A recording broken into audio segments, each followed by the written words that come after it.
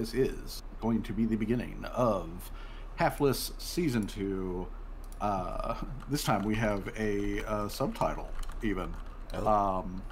Yeah, subtitle. We got a subtitle going up in this bitch. Subtitle is The Fallen Fates. Fates? I don't like where this is going. I do. I like where it's going. I love it. I'm having fun. You said fates or faiths? Fate. Fates. Fates. Like the hit visual novel, Fate Stay Night. Like that one, but different. But like that one, yeah. You said Fates of the Fallen? I'll leave it up to you to figure out which one. The Fallen Fates, not Fates of the Fallen. Fallen Fates. The fractured butthole. Yeah, the fractured butthole. So yes. Anyways, Put that down. we are. We're having a little time skip, a little jumpy forward in the timeline. We are jumping forward about 33 days from where we left off in our previous session 2 weeks ago, and we will be picking up on the 1st of December. So that's where we're going to be starting at. For a brief recap of that last session, the party finished up everything that they were doing. The party finished up all of their hootenanny that they were doing up in the Yellowstone, or not Yellowstone, Yellowstream area. I mean, technically there was Yellowstone because sulfur. Well, yes, there were yellow stones in the water because they had a high sulfur content. That's where the Yellow Stream got its name. Mm-hmm. But the party had finished up there. They had taken care of the Colo threat. They had recruited some Colos to come back to come back to the base and basically set them up as security and whatnot. And all of that was done, and the party decided that they were going to hightail it back to the homestead area and just screw whatever was going on in Laurel. So the party blew through Laurel. There was a very minor brief stop where Tim wanted to pop in to the administrative bunker just to see if the automaton test was still in lockup. The test was still there. Tim also found out that according to their bylaws and everything there in Laurel, Tess would be put into basically a labor camp for a little while to work off the debt that's related to the minor thefts and whatnot that they are otherwise associated with. But yeah, that was the one little stop that was made in Laurel. Also during that same time, Callie picked up the images of or the remembrances images that are supposed to be set up to be like her parents, from the Leshy artist Bernard Love. After doing these two little minor tasks, the party kept going on and spent the next couple of days traveling back to Homestead.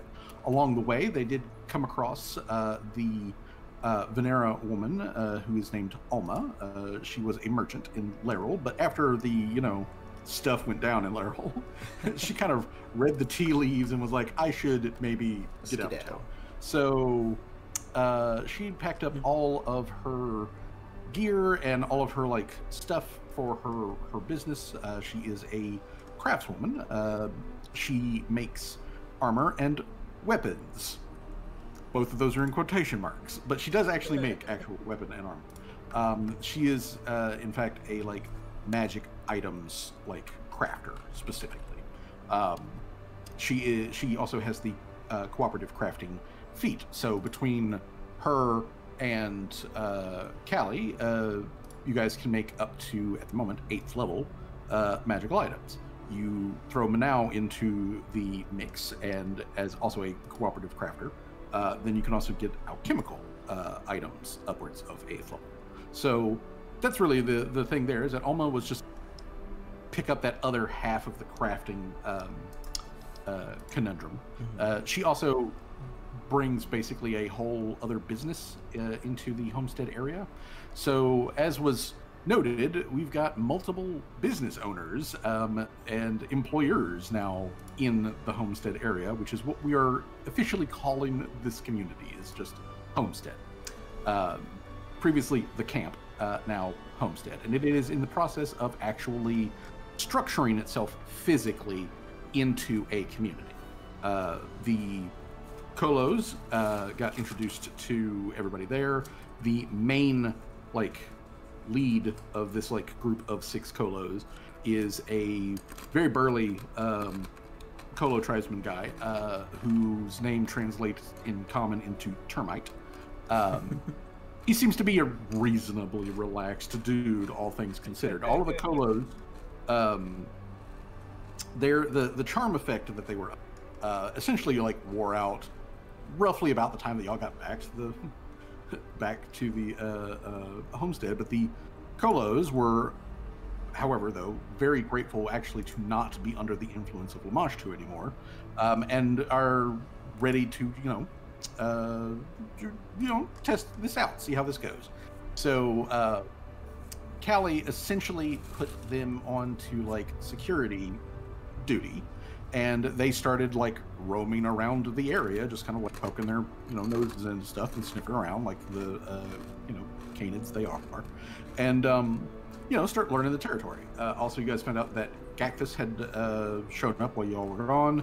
He brought some other members of his of the red-scaled kobold clan with him, and they are working under the agreement with Callie in order to essentially supply the workshop with employees, as well as also at this point actually relatively skilled workers that can help out with other stuff with the infrastructure of homestead as that starts to come together.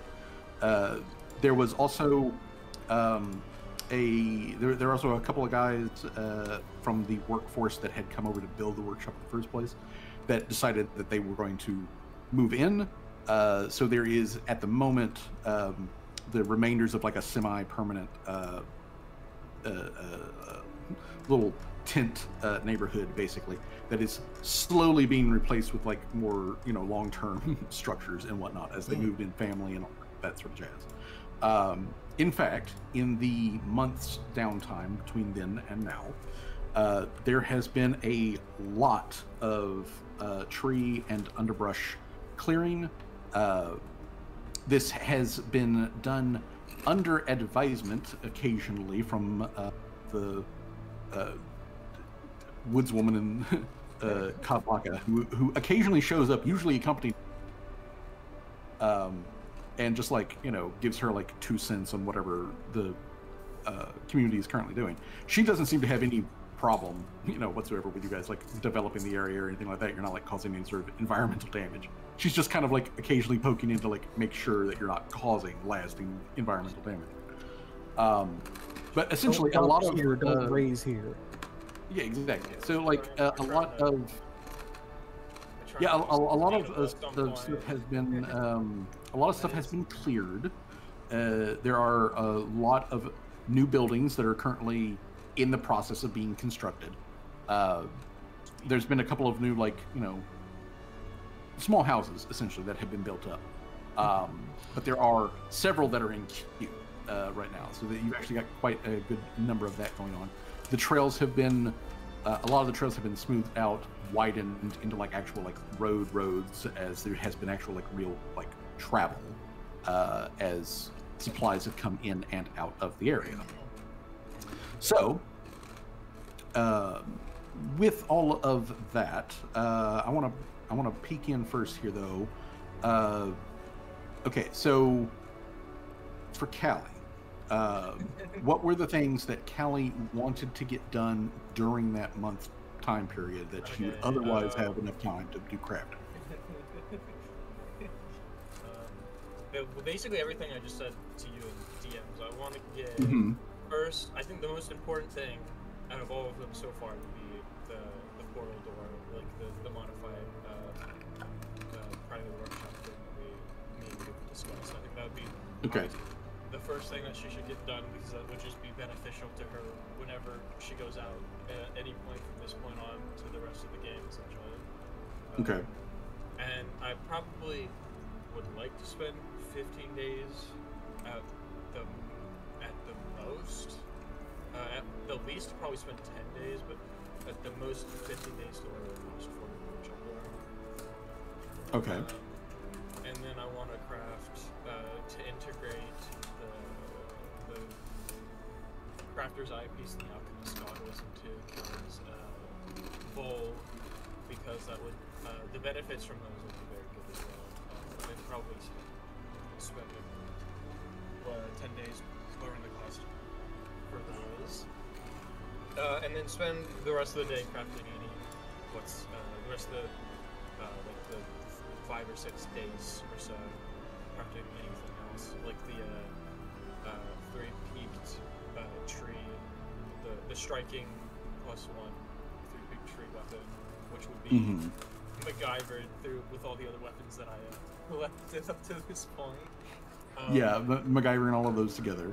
I believe the other thing that you mentioned to me was also making living leaf weed for June. Yeah, for June, making some living leaf weed. I don't know if I'll spend any days to reduce the cost for that. If well, you've got time to like figure out if you want to do that. Yeah, like I said, we got time to figure that out because we can't always just reduce the cost, and then like Ellie can just like use the portal door to come back whenever she wants to get the item. And then I did want to reconfigure Mr. Service to upgrade him because I need some upgrades. So because of like leveling up to level 7, I got the Oh, so we did level up, right? To level 7? Yeah, well, you should have been already. You should already have been level 7. Because of the level 7, Callie now has advanced construct companion, which means she can now do. Oh yeah, yeah. I forgot what it is. She can do not advanced construct companion. Breakthrough innovation. That's what it was. Okay. That's what it was. So yeah, I'm confusing the two. Which basically just means I can choose another breakthrough innovation for. And since we took the last breakthrough innovation, I can technically add another one to him, because the last breakthrough innovation I'm pretty sure was going to be like 16 feet tall and 30 feet. Yeah, the whole making him big, which ended up not being. Yeah, which ended up not being great. Yeah.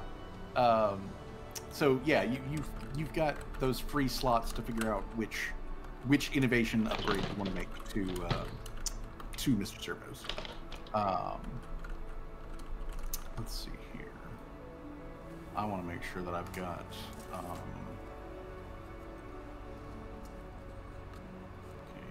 Okay.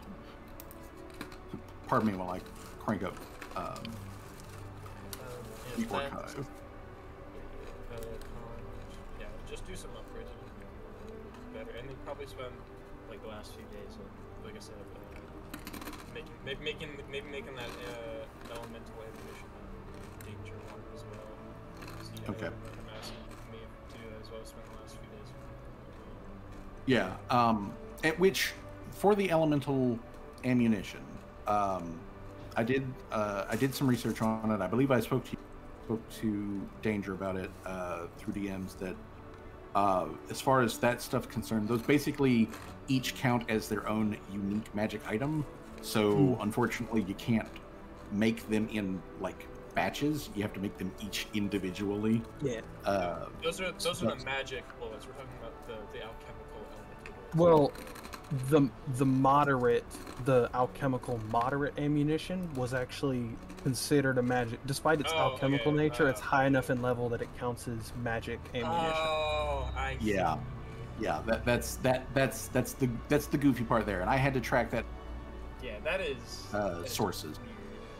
I only have 4 of those, but they're pretty strong, so it's good to have. Yeah.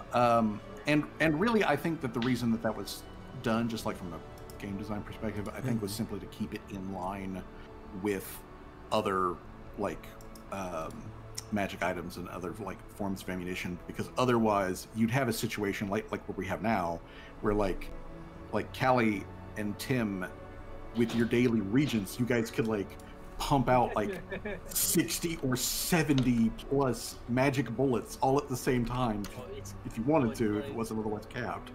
Oh, it's Mhm. gonna get a lot worse though, because I'm probably gonna take like next level. I'll probably take like extra alchemy, so that because like I want to get like another like dedication, but in order to do that, I need to get two skills from the dedication I already have. So I'm gonna upgrade to expert alchemy, and then I may or may not after that point take like clockwork reanimator as a dedication. I thought about Oh, that yeah. one. So, yeah. I was looking over Hey, that one, and I was guys. thinking like, So yeah, and a few level ups, you might be seeing like I don't know, like undead robots roaming around the homestead, you know. Great. Is this undead cyborg a robot or an undead? Kind of both. I mean, we don't really talk about that. I mean, it could get even especially more fucked up if, like, say, because like Jamal has already like agreed to it. So if Jamal dies, I could technically reanimate him as a clockwork construct if I wanted to with his dead body, since he already agreed to it. He agreed Comes to the back, terms. comes back as a fucking Terminator. Dun, dun, dun, dun, dun. Absolutely hilarious. Okay, so Callie is working on, or Callie is completed the vast majority of all that then over the time scale. I was also gonna give like the because like Callie's like have to search through the barrels and whatnot at the camp and whatnot. I would say she finds the stiletto pen that she left there with the goo, and she gives that to. I forgot what goo it was that was in there. Wasn't it the goo from like the snail or something? I forgot. I legitimately forgot what was inside of it. I think I might need to go back and figure out. No, I looked it up. It was actually from the dungeon in under Harham. Early on, there were some there were some like sewer slimes that you guys like encountered. Yeah. Oh, yes, And that's right. And that's where that came from. So yeah, basically it's some ooze sample, and Manal can definitely like, take that and do something with it. Okay, so there's all of that. One thing I wanted to ask. Let me bring up my notes here. Let's see here. June.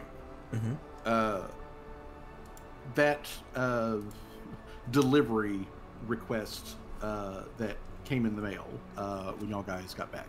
Yes. That would require June to go to Harham, then come back from Harham to Homestead, then take the Mushroom Road down into the Darklands to get to Vault Chamomile, and then come back. Grand total travel time for that would be about 9 days. Oh, okay. So obviously, of course, you've got 9 days during that, 32, 33 days of downtime.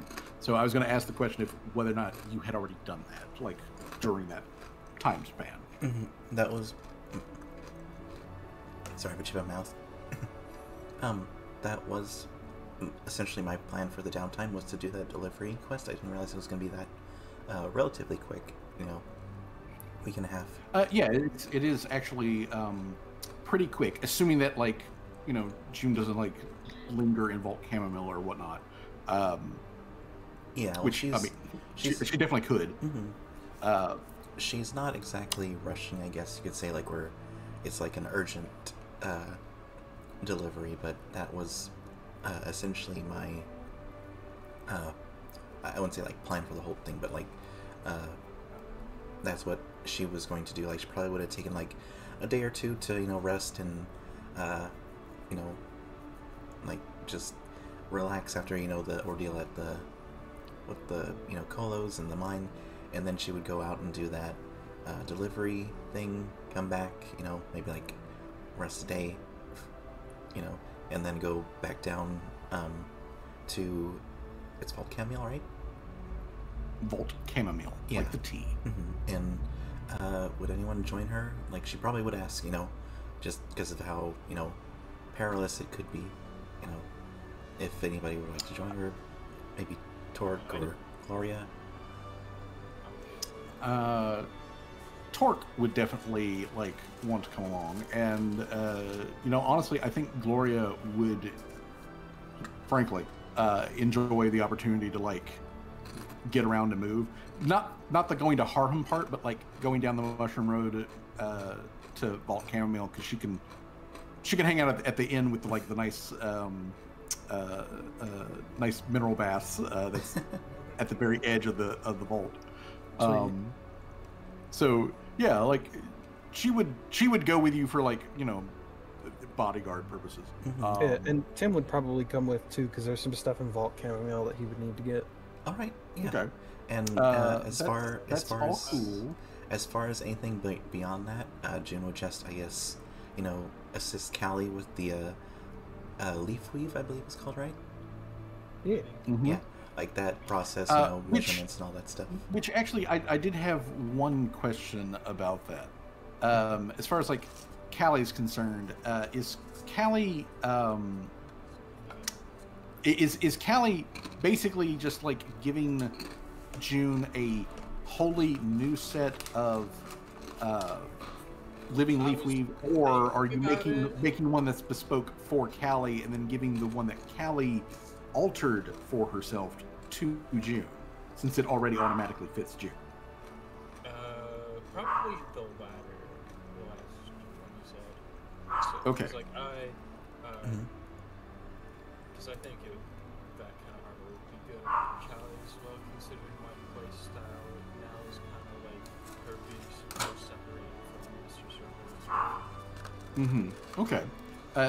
The reason that it occurred to me to ask that question is because as we mentioned before, looking back at the VODs and whatnot, that original set of living leaf weave comes from Dark June. Yeah, probably isn't big on You say it. on a play. Callie has to you hand that over to June with your own new bespoke version that you made from clippings from the living vine. I'd imagine she modified it a little bit, because before I imagine since she's just an alchemist herself and she can just make elixirs or whatever herself, she can just use a reagent, make a batch of 4 and just pour it directly into it. But I imagine with this modified version she gives to June specifically, that there would be a tank or whatever that she could pour elixir into, and then she could press a button to activate whenever, so that she doesn't need to necessarily have an elixir on hand to then activate the leaf. If that makes any sense. Kind of like a reservoir. Yeah, like a reservoir that you can pour the elixir into. Yeah. So that you don't need to. So that they before battles that prep. So that you don't need to stick the elixir in yourself. Yeah. If the GM allows that and stuff. I mean, however, I actually haven't seen the leaf weave stats and stuff like that. Probably should. Especially if I'm getting but I don't see there being any particular it having a reserve tank. I mean, the way I see it is that it would still need to be refilled. Obviously, it's just that it wouldn't. Yeah, I'm just saying. Yeah, and it would still require the same number. Yeah, refilling it in the middle of combat. Mm-hmm. Yeah, I need to refresh myself how the leaf weave works and stuff like that, the actual mechanic rules and stuff like that. Here, let me post it in the thing. Yeah, basically, it's the way it works, if I remember correctly, is you activate it using any sort of elixir of life, and it will basically be active for the next 3 rounds or something like that. Oh, okay. Oh, yeah, there's the thing. Thank you, and Tim. and it is, and it's very useful, obviously, if you are in a situation where you think you might be about to get grabbed. It gives you all of those bonuses for trying to not get grabbed. Yeah, June definitely does not want to get grabbed again. Yeah. Which plays into what June asked Callie to make for her last session. Yeah, getting slippery. Although I do need, before I forget, I do need June to make a thievery check for me, please. A thievery? Yes. And is June a expert or a master at thievery? It should be expert if I'm Just reading it for- correctly. can I do, Yeah, expert. Okay. Can I fish for crits for all the stuff I need to craft as well? Yes, you can. Alright, your that's good. your insurance covers it. Yeah. Sure. I would like to fish for. I'm still debating if I should add. I'm still debating if I should add Callie's seal of approval on some of these objects. It's like, that fucking signature for crafting feat is actually kind of good with some of the bonus quirks that you get. It's like for I forgot what it was for the goggles and the glasses. She could have the quirk, but since they're also magical, they could have the quirk of being they basically adding like skillful if she gets the DC. And if I remember correctly, skillful basically just grants another +1 item bonus to detect skills checks involving that item. Nice. Which means, theoretically, if she were to do that on the Crafter's Eyepiece and the Alchemist Goggles, she would get +1 to crafting checks, again, with the Crafter's Eyepiece, and plus another extra +1 to, like, attack rolls for bombs. Nice. If that's how that works. So I'm gonna fish for some crits. Yeah, that's gonna be for the. I'll say that's for the door. For the crafters eyepiece next. And then the alchemist goggles. The fuck. And then 3 peach tree. Why is it go down? And then the very consistent. Yeah, I Well do kind done. of want to. I do kind of want to Consistency. try and go against the what was it? It was like a DC 9 or something. I have to roll against for the signature crafting. Or whatever. Hold on, let me check again. Magic items you create bear stamps specific to your handiwork. When you successfully craft a permanent magic item, roll a DC 9 flat check. When the item is fully completed, any benefit a creature gains from that or the puzzle. So if I crit it, if I success, random quirk. If it's a critical success, choose an item specifically. Yeah. Basically, it's you rolled. There is a quirk, and then if you crit, then you get to choose specifically what that quirk is. And do I need to roll anything? Because I wanted to do. There was two big things. One, I wanted to see. Do I need to roll anything to like make money? Well, that would depend. How are you attempting to earn income? Probably just trying to do like general helping around with like the homesteaders. Just any basically making himself available of like putting a sign up somewhere, being like, if you need help, call out for Tim. Tim will. Okay. Your landscaping. Tim is trained in crafting, right? Yes. Then you can make a general crafting check to earn an income. I'm actually expert in crafting. Okay, well then that means you earn more because you're an expert. But you'll need to make a crafting check, and then based off of the DC of that depends on how much you make. That's just. Okay. So is Okay. Well then that the means. is that so the DC is for is it against a successful craft or is it Well, you have the flat DC of 9. You DC just, 9 flat check? Okay, you so just have to roll a so the d20. flat. Yes, you just roll Oh, yeah, the D. So you roll the D20, and if you roll a 19 or 20, that's when it crits. I gotta roll down. Alright, well, we'll see. Okay, Tim, with that 24, that means as an expert, Oh, hell no. Uh, Oh, no. you would earn 2 gold and 5 silver pieces per week. Oh, oh, Can I, snap. Can I use it? Let's. Can I use it? I use a hero point to reroll that. You know what? You know what? The hands you reroll it anyways. Or just reroll it anyway. Yeah, just reroll it anyways. Oh man. All right, since it is technically a new day, Callie. I really want to roll. I'm just trying to get like a crit here. There you Turn go. back the fuck. Oh god. Better, bro, that's Jesus not right. Christ. I can't Well, fail. Yeah. can't I fail. There's no You can't negative fail for you for not making a laughing 9. checks. Just, Yeah. you know. There's no negative for missing this. This is just simply whether or not those little like quirks pop up. Technically, you get to roll for each item that you make. So if you want to just go down the list and make one for each one to see if any of them pop up, then That's $250 per week for 4 weeks. That's 10 gold, right? yes, that is correct. Right. So that's I still failed that, right? So we can reroll, right? Yes. So you've failed one, which you got the free reroll for. Then you failed the second one, but then Swag gave you another reroll. Go ahead and roll it again. For the next day. Oh my god. Jesus H. Christ. Well, that's 2 items.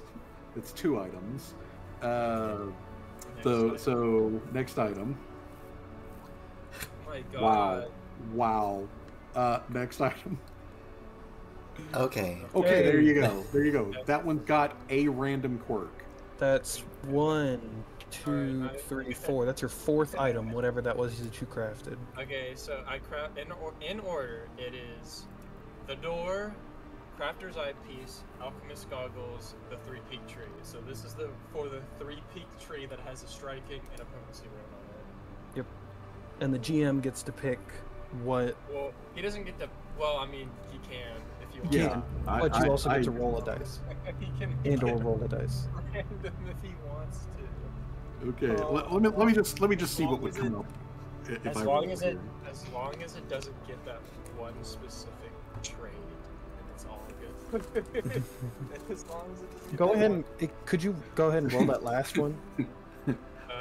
The last one, I don't know if I have any other item after that. You made the leaf weave Oh yeah, for the June. living. Oh, yeah. Maybe okay, June will get a yeah. magic something on hers. Yeah. There you go. Well, actually, Callie made the leaf weave for herself. She's giving the Oh, that's previous true. leaf weave back to June. Yes. So Yeah. Okay, so for the gun trident, so the gun trident, when Callie is putting like taking these pieces from various items and like putting them together and being like, okay, I'll put some like magical duct tape here. We'll put a little bit of like alchemical caulking agent on this side. Blah blah blah blah blah.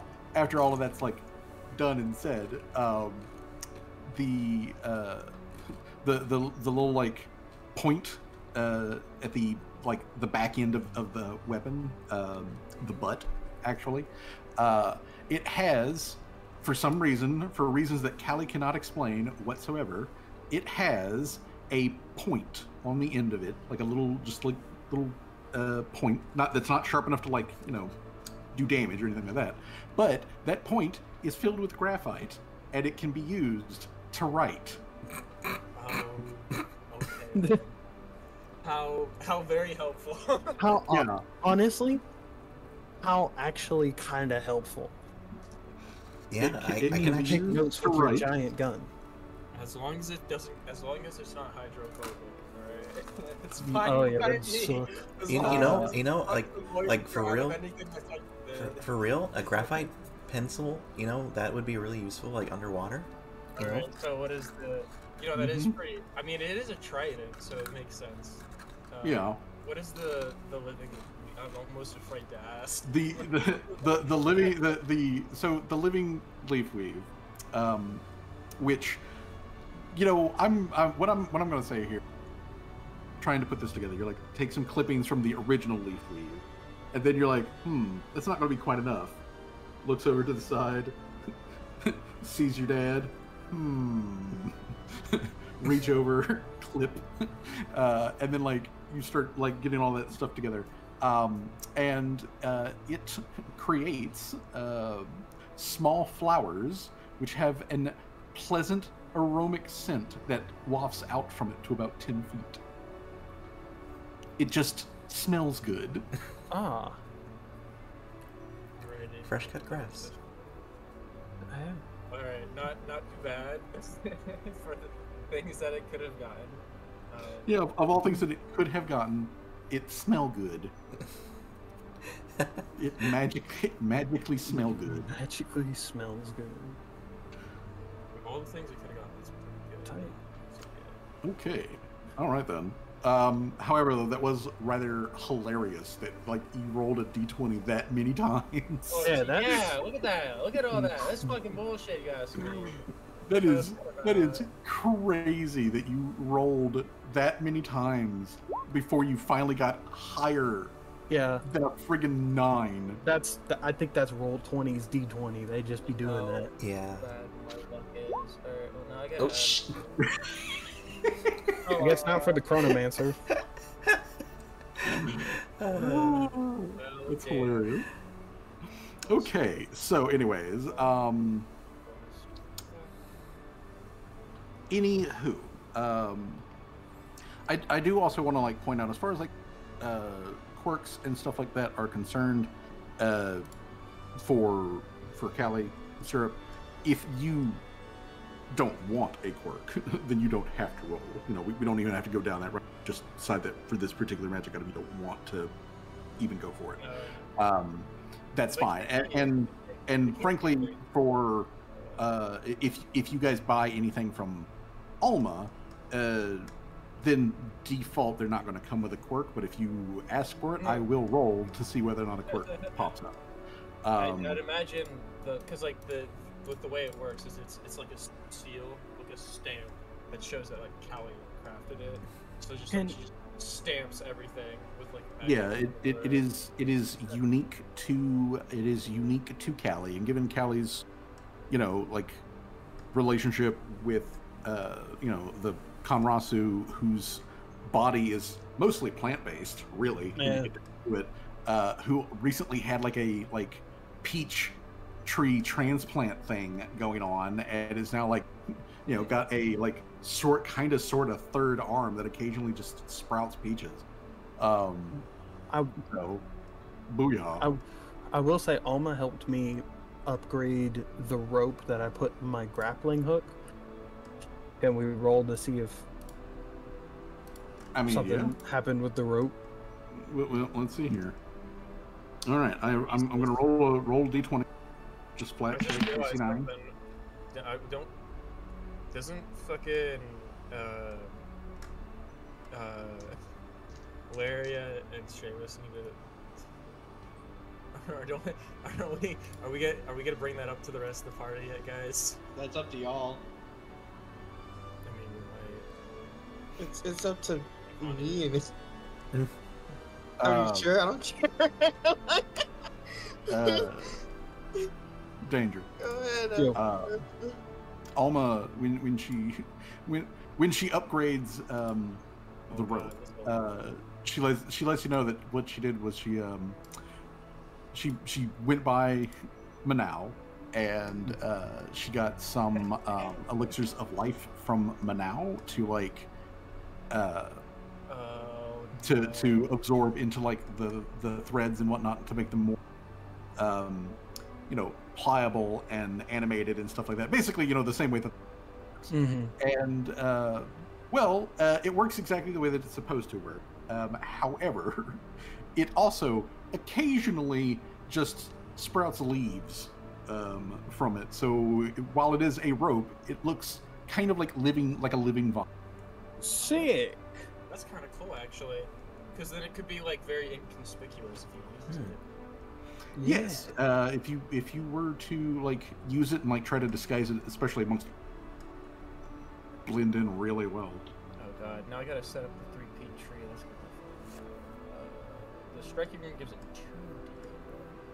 2. Which that also brings up a good point. As far as everyone else with their character sheets, has everybody gotten their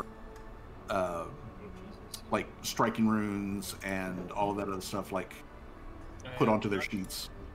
I've not got Yes. the strike word and put on the sheet yet because I was gonna do that for Mr. Service. I was gonna put the wounding, the striking, what the fuck else was I gonna put? I think it was the striking, the wounding, and the potency. Yeah. The one weapon, Okay. the one plus weapon, because I had one left over from the last time I did it, so I was gonna have all those 3 runes just like etched on.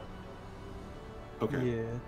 Tim Alright, that put works. the striking rune on his new barricade buster, and then would have asked would have asked either Callie or someone else to copy the thundering rune, and then would have put the thundering rune on his revolver. Oh shit, Okay. I forgot that I have the energy resistant rune. We're just gonna put all those on Mr. Service. Energy resistant, wounding, striking, and potency. Yeah, let's go. Let's just fucking stack it all on Mr. Service. Make him a... Make him the tank he's supposed to be.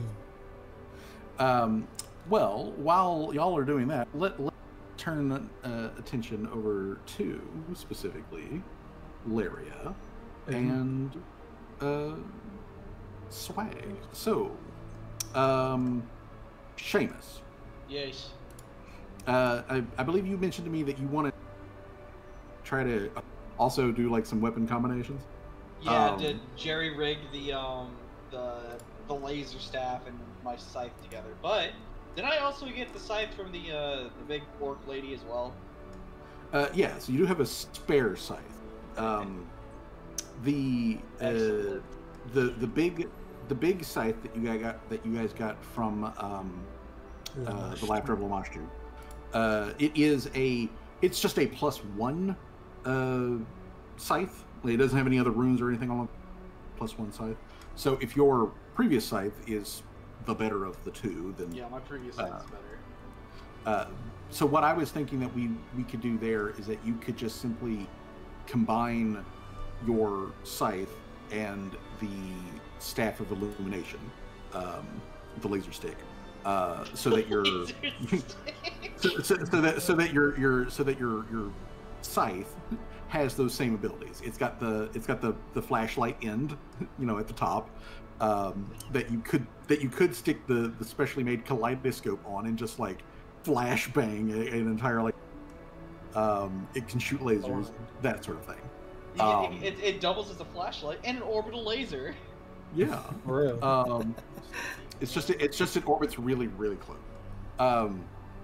But yeah, you can combo those items into just a singular item, so that you're not carrying multiple things. You don't have to like switch out from the scythe to the staff in order to like use them for their various purposes.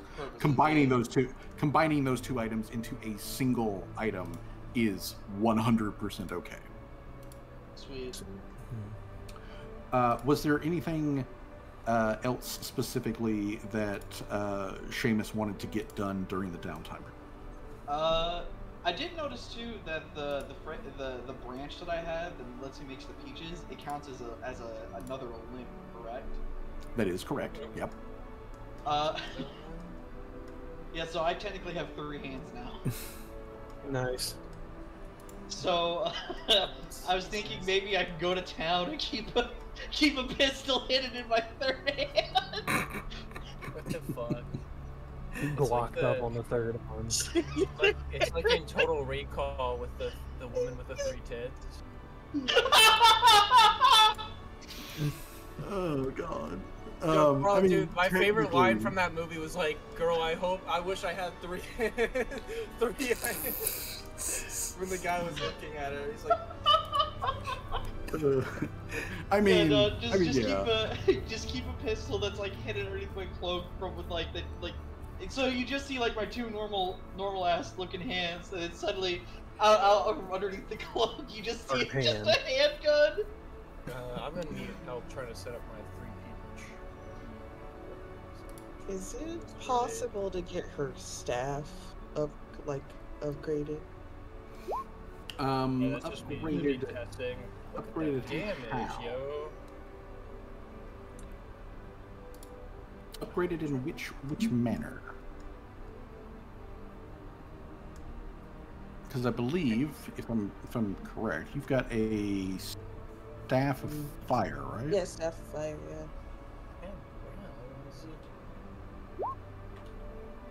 Okay, there is something fucked up about that damage. There's absolutely No. no way. Yeah, that's 2d60. 2d60? Okay. Also, did you put the addition? Do you have an additional striking rune that you put on the type? Oh shit! 182. Yeah, that feels a bit much. Bit Yeah, much. Callie shot the rifle and it exploded. Yeah, Callie is like fiddling around with the 3-peak Is it a ranged strength-based weapon? ranged Or gun like thing. probably during her Category downtime, she gets a better like staff. Essentially, you'd have to have two versions of it, one for ranged, one for melee.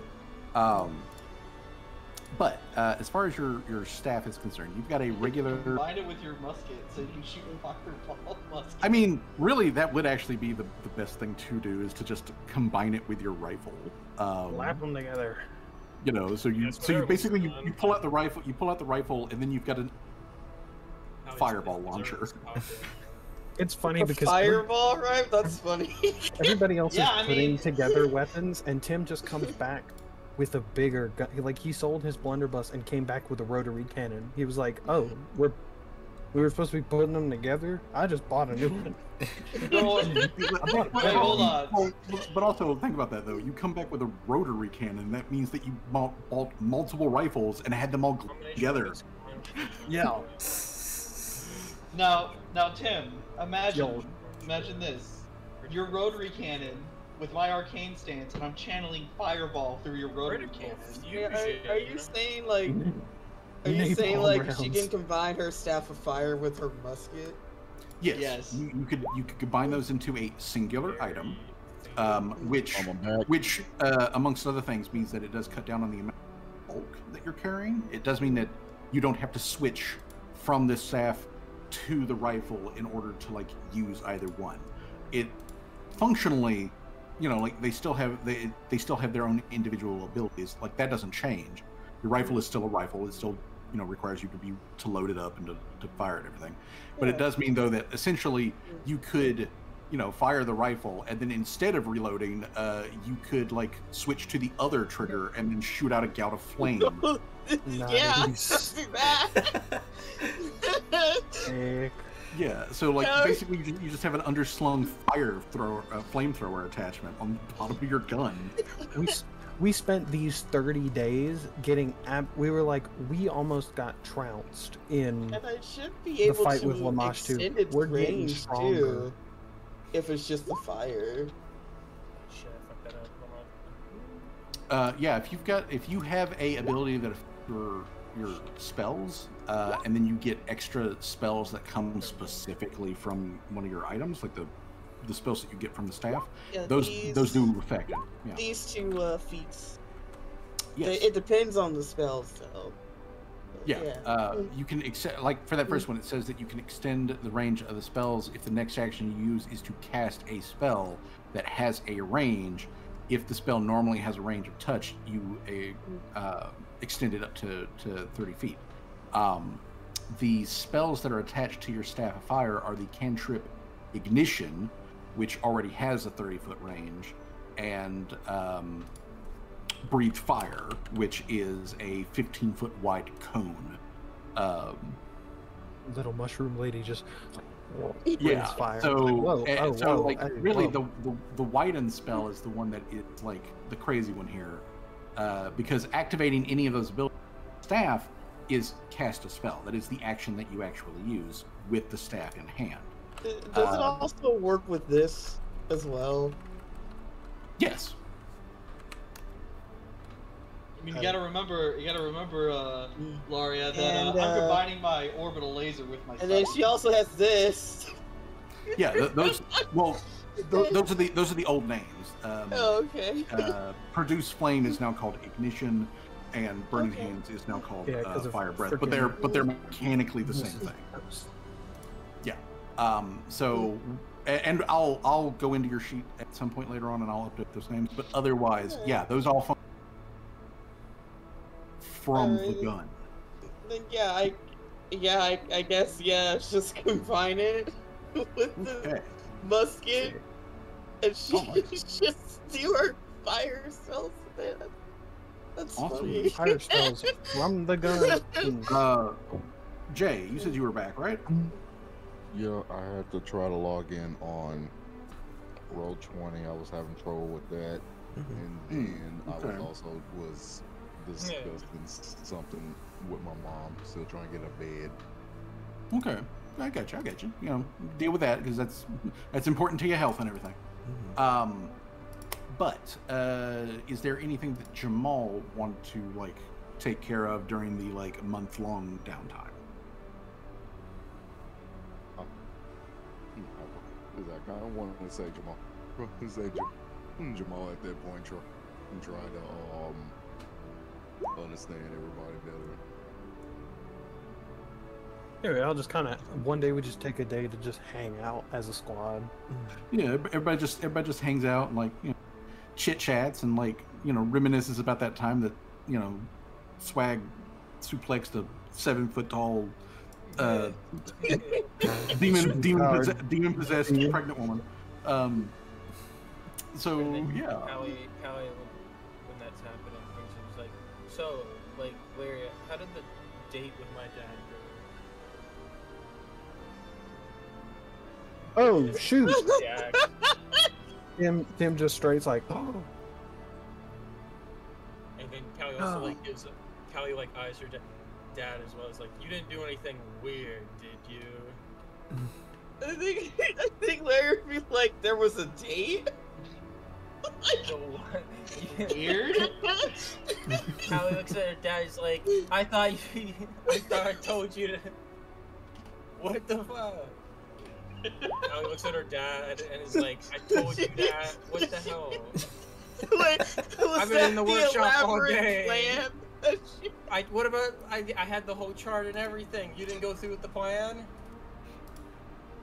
I took a whole day to come up with that. And she says, looking at Seamus. I mean, I kind of followed the chart, he says, and it's a flashback of he just glances over it. Only says, take Larry out to dinner. Okay, that's all I need to. That's all I got to do. That's all I need to know. So wait, did Callie looks at him? It's like, so did you do that? At the very least, did you follow step like 10, which was the last step of the plan? There were steps. There was the.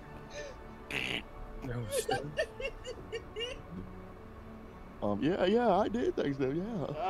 I mean, I did hang out with Laria. Yeah, hung out, talked, ate.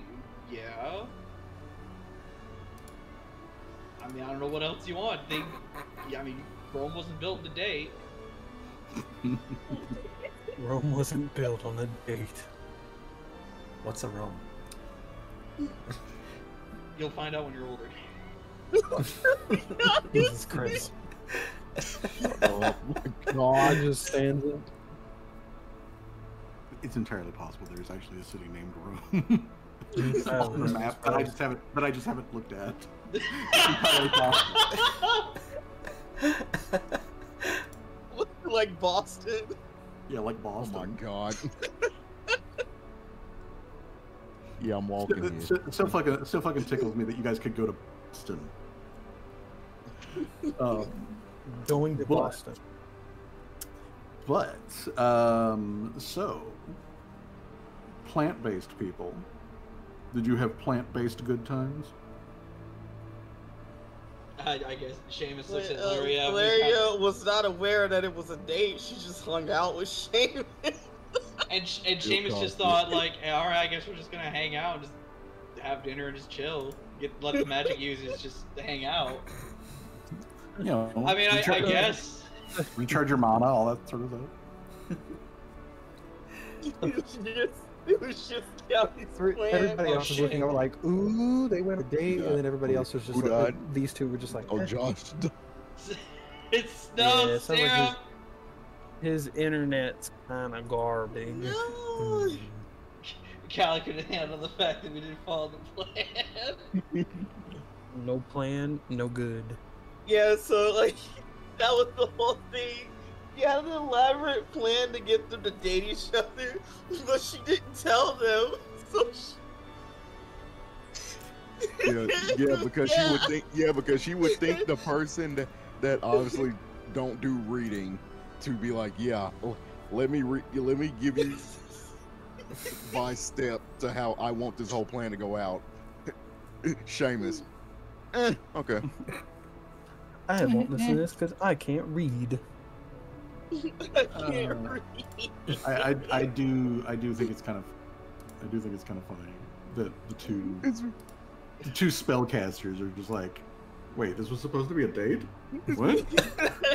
Seamus pulls out like a long, time. like list, and he's like, wait a minute, none of these bullet points says romance on here. It's all very like Callie's perception of how a date should go. It's like, talk about your plans to conquer the world. Then we'll talk about the way that our spells can be used optimally. It's like, this is not a date, this is a war council. And go to the pub and wait for it all to blow over. This reads like stereo instructions. Actually, it's too bad that like Josh's internet like absolutely fucking died, because this honestly this just brings up a question that I wanted Torque to ask Callie. Like, it just brings it more to a head. Torque wants to really ask Callie some questions now. There's a whole lot of questions that don't need to be answered. But that funniness aside, as we wait for hopefully Josh's internet to come back. But as we are otherwise waiting on December 1st, relatively early on in the day, Laria, I need you to make a perception check.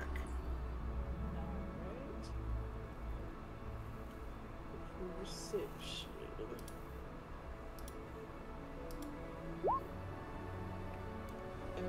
Yikes. Really low. I don't want to press you to reroll it, but yeah, that's a 3. I mean, it's fine. It's fine. It Okay. happens. It happens. Okay, so Throughout the past few sessions, I've never used 0 points. I was gonna say, you 0 point. I mean, if you want to, that is If you would like 100%. Speaking of which, how many do we have? Okay. There. If you're not at 3, you should be +1 from whatever you were at, as far as hero points are concerned. Okay, that 28 is much better. 1. Okay, so not really that you needed the 28. I'll go ahead and tell you, you need the 28. But that 14 wasn't going to cut it. As Laria is, going about her like morning stuff. Like, you finished your daily prep, all this sort of stuff. So you're ready to go should anything happen. And it is during this period of the year where it's not actually even really truly winter yet, but like, man, it's getting close. There at this elevation, you guys will occasionally see like a light dusting of snow every couple of days. It is cold enough for that, but it doesn't stick around, and it usually doesn't get more, say, like a quarter of an inch deep or anything like that. But on this particular day, it is nice and sunny. There are very few clouds in the sky and over the homestead and all that sort of stuff. But as Laria is like walking down one of the like broad, widened up trails turned road, over like to the side, like, sort of like on the map here. Let's just let me just drop Laria on the map. So Laria is just on the trails over here, and while you are on the trail, you notice some movement off to the side. So like here in the actual tree line, you notice something low to the ground that is moving along, but like when you glance over there isn't anything over there that that normally does movement. They're plants and trees and all that sort of stuff, but like there's no animals. But as you take a few more steps, again you notice something just at the very edge of your vision, like creeping along and like keeping pace with you. But every time you stop, it stops. Oh. So what's if someone's trying to sell me something? For real. Yeah, that's. Hello? Is he back? There Welcome we go. You're back. Welcome back. So, for some reason, despite the fact that it's been fine for the last hour and 30 minutes or something like that, I just got disconnected from my hotspot for some reason. Yeah. Well. Okay, I missed all of that. God damn it! It didn't do it. It didn't do it the entire time I was quiet and not saying anything. But then the moment I started RPing, it just fuck you, and then disconnected me. We all pretty much just had a gaff about it, and Torque wanted to ask Callie about it. She wanted to ask Callie about it. Okay, well, Callie would off to the side. Torque had a semi-private question to ask Callie. Alrighty. What was the private question? Well, her question is she has noticed some things, and she's noticed some things, and she would like to she wants she needs it from the horse's own mouth.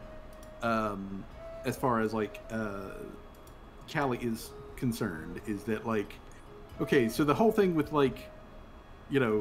Callie coming up with a date plan and whatnot for Seamus and Laria, very cute actually. She's 100% behind Callie doing that sort of thing. However, there was this sort of gap of what was going on, that obviously Seamus didn't read it, didn't read between the lines, and Laria didn't pick up on it. Seamus wasn't putting nothing down. But given that and some other stuff that has happened previously, Torque's sort of private question is whether or not Callie understands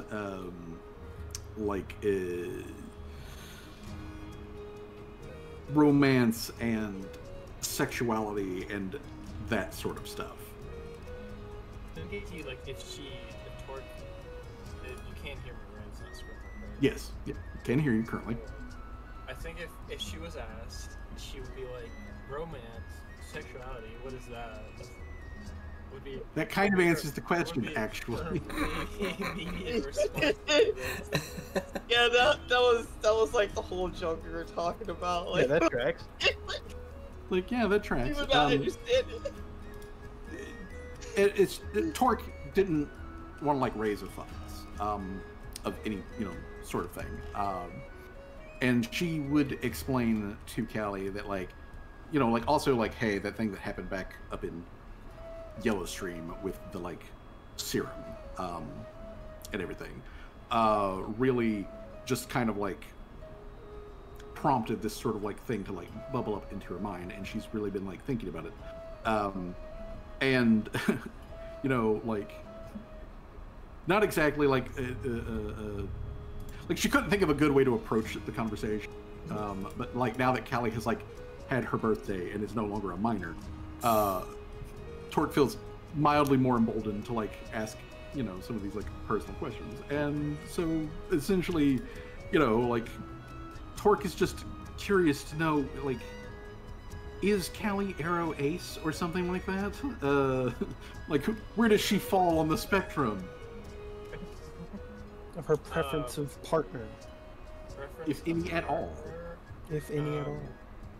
If I look, this is me speaking out of character, by the way. If I were to place Callie, I think Callie's more like leaning to like the not very romantic. Like she's more like the asexual kind of person, where she's like just not very romantic.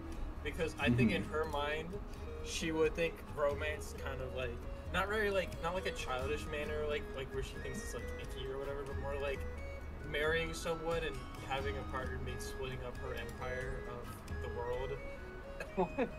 Splitting everything up. Very much of like she doesn't get the point of having another person. Yeah, she doesn't want to share. You get what I mean? Yeah.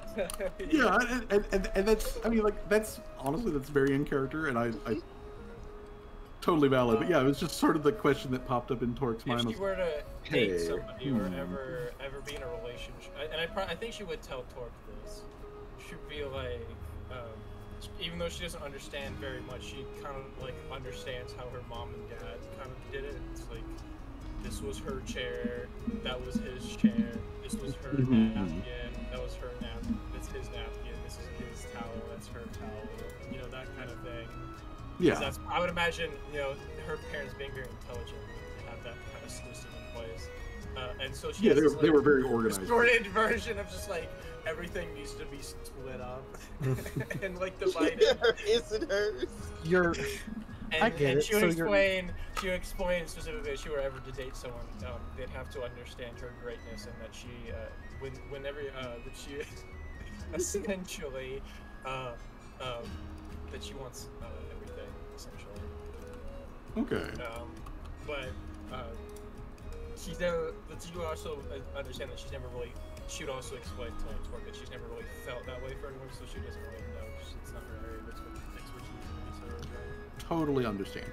And then, out of character, there is a chance that if she does, she would actually fall in love with somebody. There is the high chance that if she were to actually ever fall in love that way, that everything I just said might be bullshit. She might give that up. But I pray for that soul. That is far to be seen. You know what I mean? Yeah, that wildly remains to be seen. The highest honor would be to be the one that Callie would be willing to share her empire with. Yeah. Okay. I'm debating like if she were ever to actually fall in love, if it would be like a yandere situation where she would give them. I'm debating. I can Shart. She's a. Oh my god, that makes sense. She's a shark. She'll kill anybody who gets close to her partner. Respect. But though that during this little like brief interlude, where Torque and Callie have like a little bit. When I was out, did Seamus actually even say if you went on this fucking supposed? Yeah, dinner? They went on a date and they just hung out and it's like they were hanging out like old friends. Neither of them realized it's supposed to be a date. Yeah. We're just hanging out with nobody else here. Part of the joke that we were making while you were gone was that like, you know, Seamus like looking over the like bullet pointed list and be like, none of these say romance anywhere on here. You know, like that's why he never thought it was a date, because it wasn't like a bulleted up like romance. I would imagine this is not the first time Callie's done something like this though, because like I'd imagine she's been trying to get her dad to get with somebody before, but he just never does it. And again, from Callie's like perspective, I could also see that being a way. She's like, well, that's how my mom and dad did it, and now I've got a dad, but I don't have a mom, so he's got to get a mom. Oh yeah, I spoke with like the actual like romance love part, like that doesn't enter into it. That's the mom is a component of the machine, and like there are two parts. I had this discussion in DMs with him. I mentioned that I think Callie wouldn't even, because like Callie would, it kind of would, in Callie's eyes, might be kind of like a twisted coping mechanism of like, well, she hasn't had a mom in like 10 years, so she would start calling Mary a mom or whatever after a while, and like try, you know. Well, I mean, you might want to not accidentally call her like mom on the back. Otherwise, Mom, get him. Wait.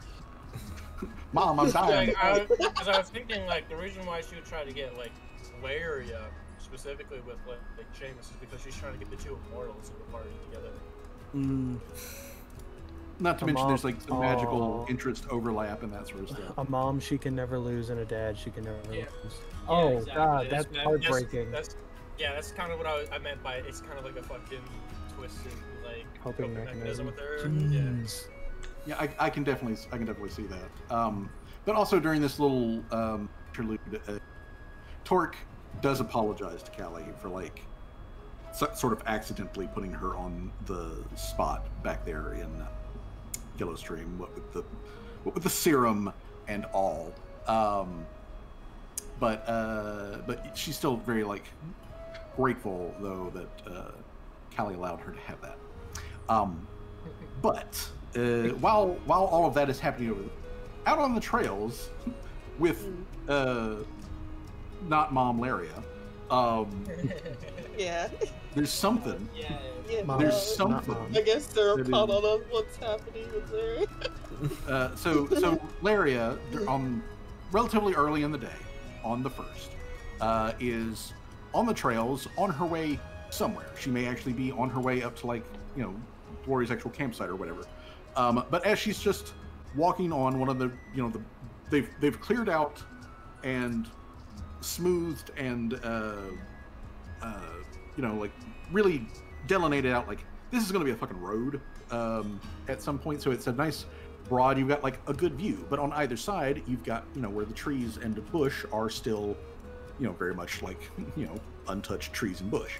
And on one side, as denoted by the little icon that I placed over here, there is something that is moving. You've caught the hint that there is something that is keeping pace with you, and every time you stop, it stops. And when you look over there, you do not see anything.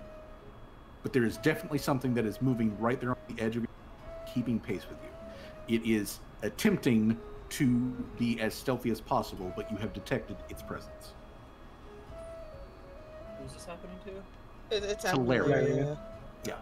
Laria, who is currently by herself. So, Laria, there's something over yonder. Maybe about 20 to 25 feet away from Fireball.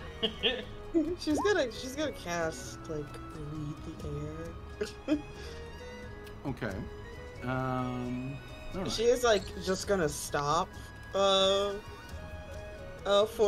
like just for a while and just to see what happens. Okay. This isn't technically how the spell works, but you know what? Here's what I want you to do. I want you to make a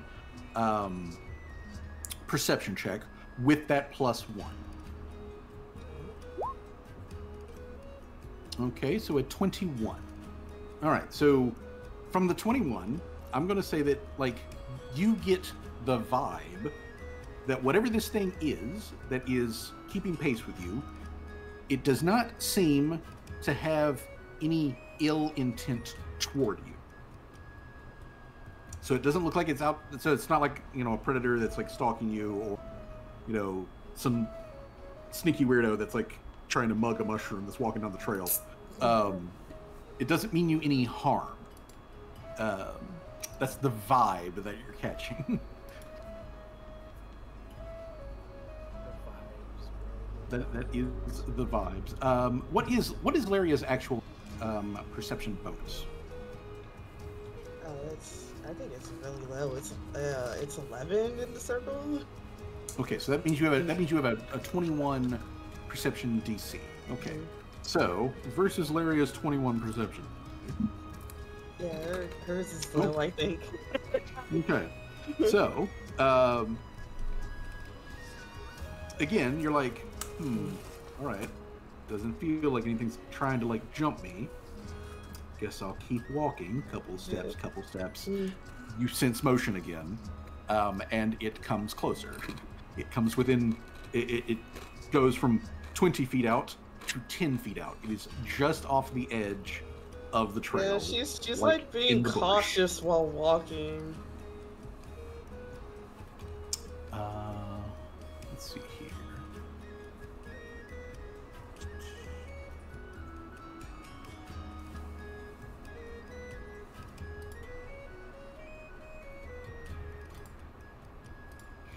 Okay.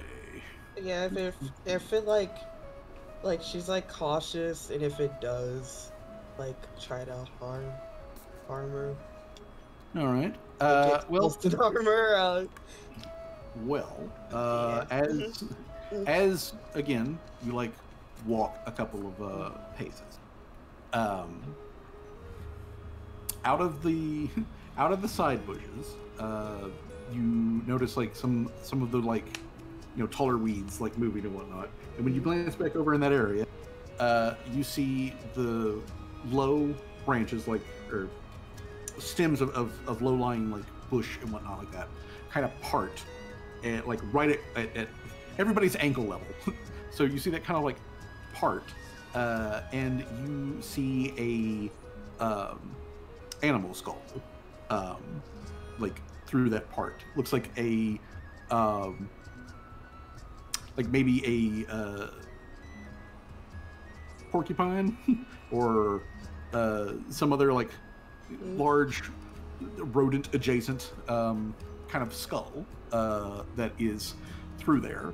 And the skull has a big crack right in the middle of the forehead, and there is a little glowy light inside of that crack, and you get the just extreme feeling that it's looking at you. Oh.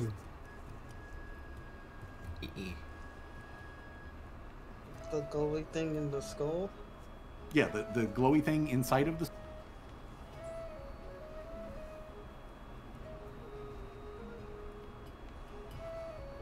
It still does not seem to pose any sort of like, danger or anything like that. But there is a glowy thingy skull looking at you from about 10 feet away in the bushes. Do I have to make like some sort of check to like see if I can recognize it? Yes. You can make. Let's see.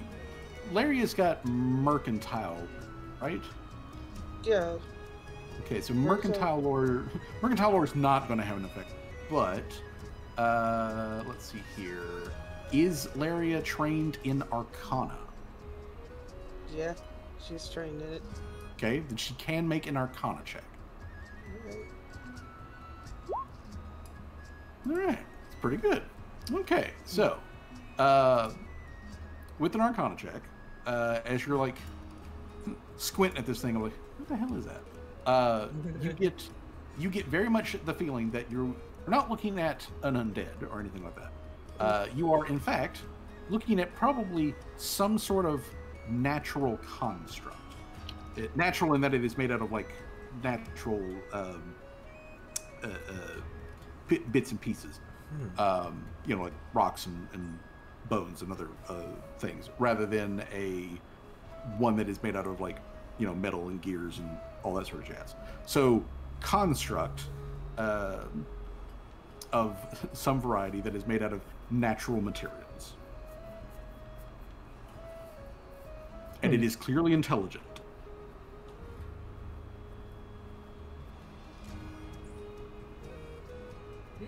It's a natural construct that's intelligent. Mm-hmm.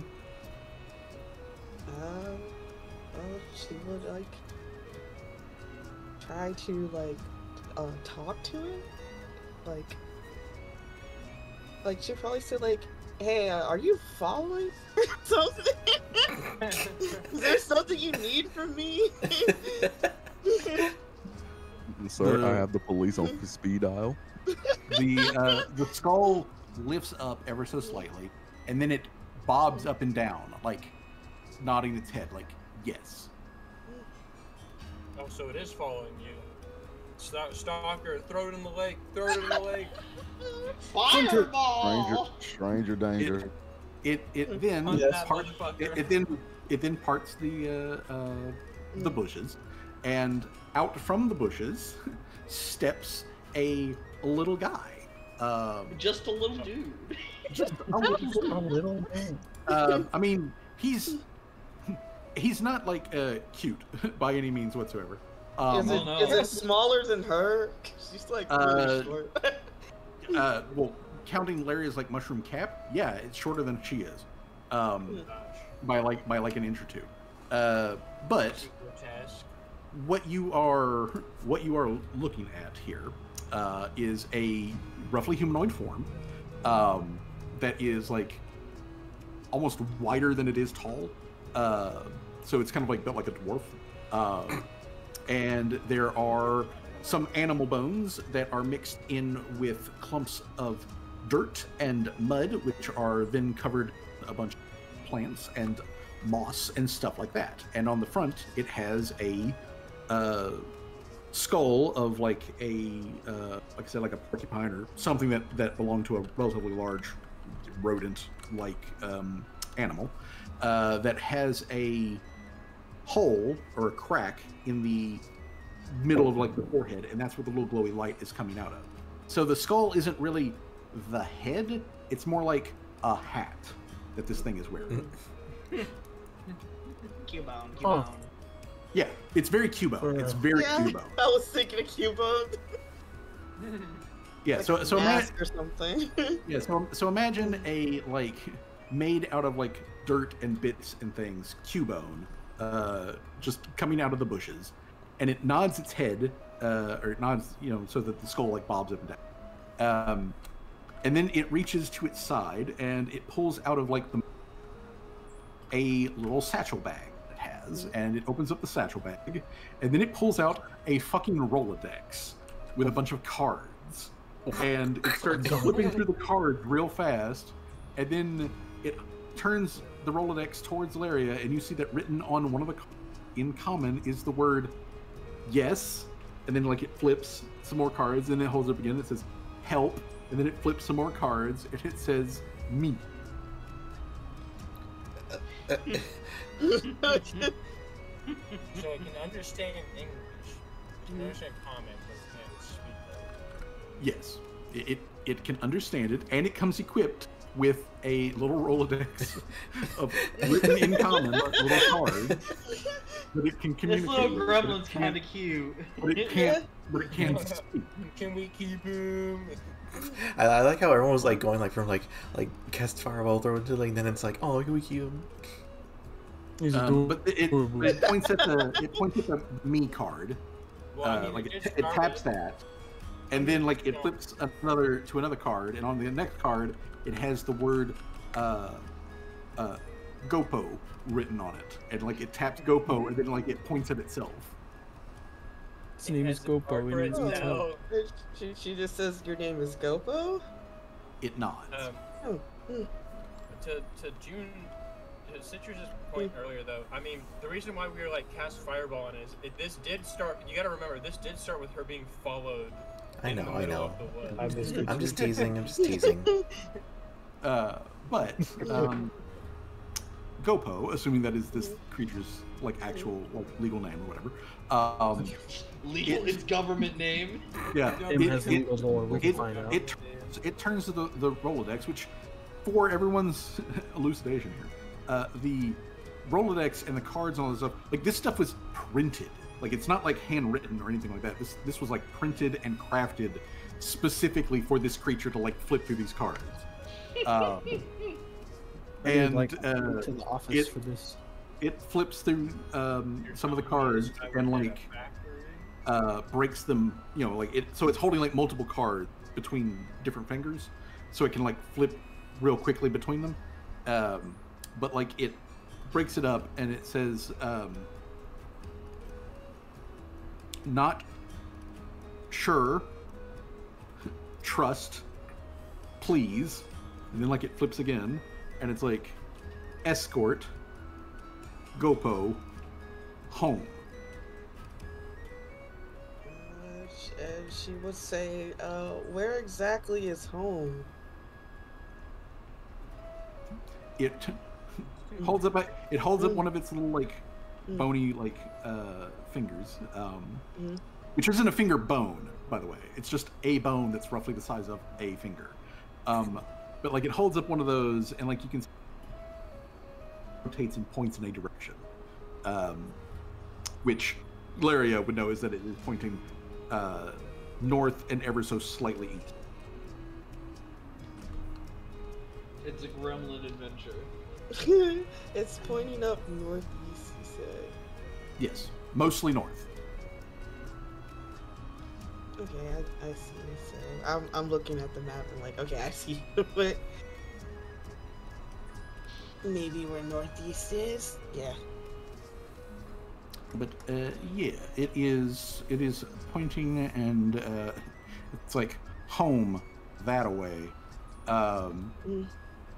But it repeats those cards again. It's like not sure, trust, Gopo, escort, home, please.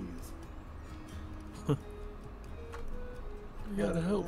Charlie thinks like, are you lost? Or like, you're just scared of going on your own? Flips cards. It flips cards to no, and then flips cards to bad guys. Oh. Okay, she like thinks that like she gets understand the situation, and you said like Laria was on her way to like Glorious Yeah. place, and Yes. well, she would say I'm going out to like like meet some friends, and maybe they could be able to help. She would ask like your home is up northeast. Do you think you can describe what it looks like? Yeah, because maybe she might have like a general idea of like. It flips some cards, and it says, or it flips some cards, and it's like spikes, and then it flips more cards, path, and then flips more cards, and it's like it goes through several where it's like big, broken, building, moon.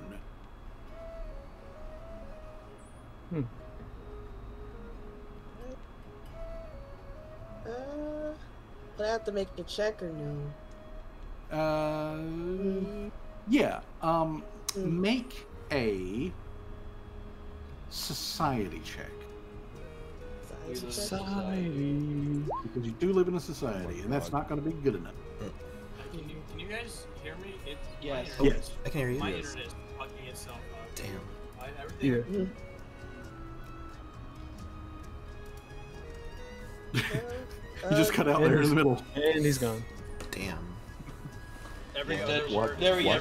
Every other word is cutting out at the moment. Oh, Yeah, here you are. God damn. Okay, so This lore, will that be enough or no?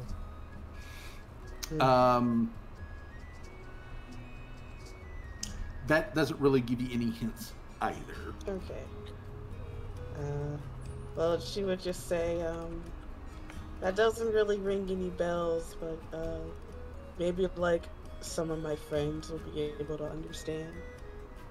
Or, like, get an idea of, like, what that place is. And she's like, are you willing to, like, come with me? It flips back to the card that says trust, and then it taps on one of the corners, and like one of the corners has a question mark. So it's like trust, like as a question, is what it is. Is it asking, can you trust me? Or well, it's asking you about trust, and you did just mention other people. So context maybe would asking, be like, do you trust do them? you trust these other people? oh, she says yes. As much as you don't want to admit. She said yeah. If she said yes, there are my friends. Oh All my right. god! It flips through some more cards and it spells out the okay, Gopo, follow, Gopo hide? Yeah, Chi probably gets like the idea that it's shy or something. So the little like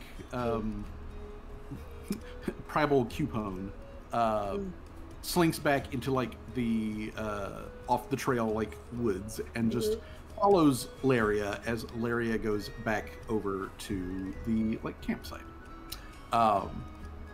So Laria, when you do get there, your little cubone shadow guy, he stops like well outside of like the outermost walls of the camp, and you see him like get up close to like the edge of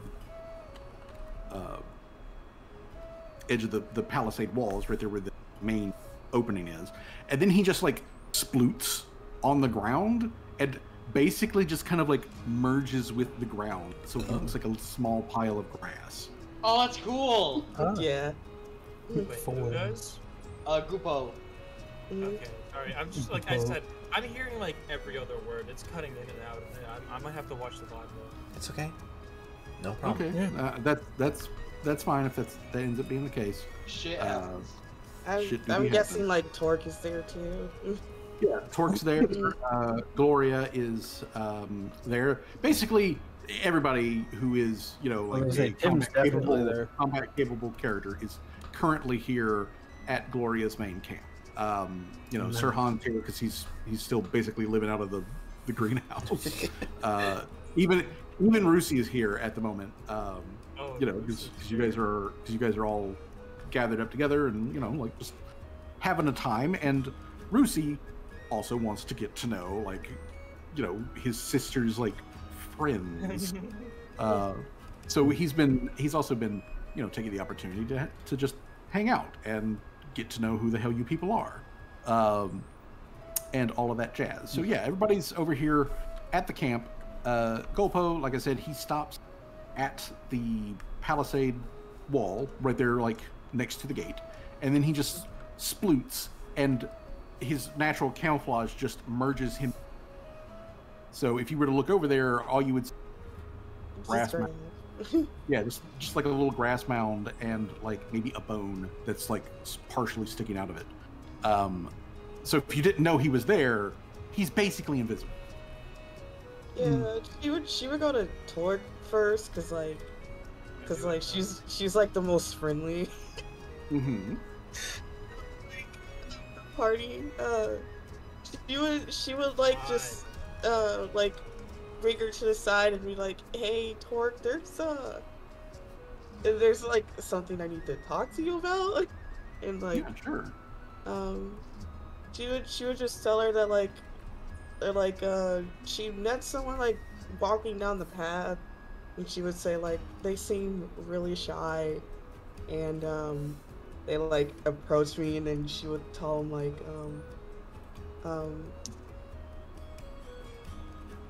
like this like person needs to get home, but like there's a lot of like, you know, like he says bad people along the way, and like of course she would try her best to describe like what this place is, and she just said it's located northeast. And big broken building moon. Yeah. Let me think. And then Torque makes a bardic lore check. Yeah, can I do a similar kind of lore check? Oh, never mind, she got it. I think she did. Yeah, with a 29, Torque do know. I was gonna ask, is Cowie here as well? Yes. I don't know.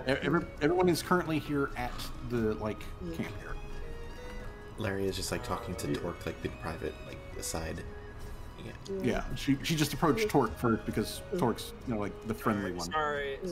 Yeah, you know, you're just, good. It's You're like cutting in and out. You're good. You're good. Nothing. I'm getting like every other word. Torque points out to Larry that, well, there's a place that she has heard of. She's never been to it, but she's heard of a place that was called like Crescent Moon something. Like it's a village, or it was a village. She's unclear on this. It is north of here, and there was like some big like ruins or something that was in the area. There was a town or a village or a collection of people, you know, kind of like here at Homestead, that lived in that area a lot of years ago, like before she moved into this region. But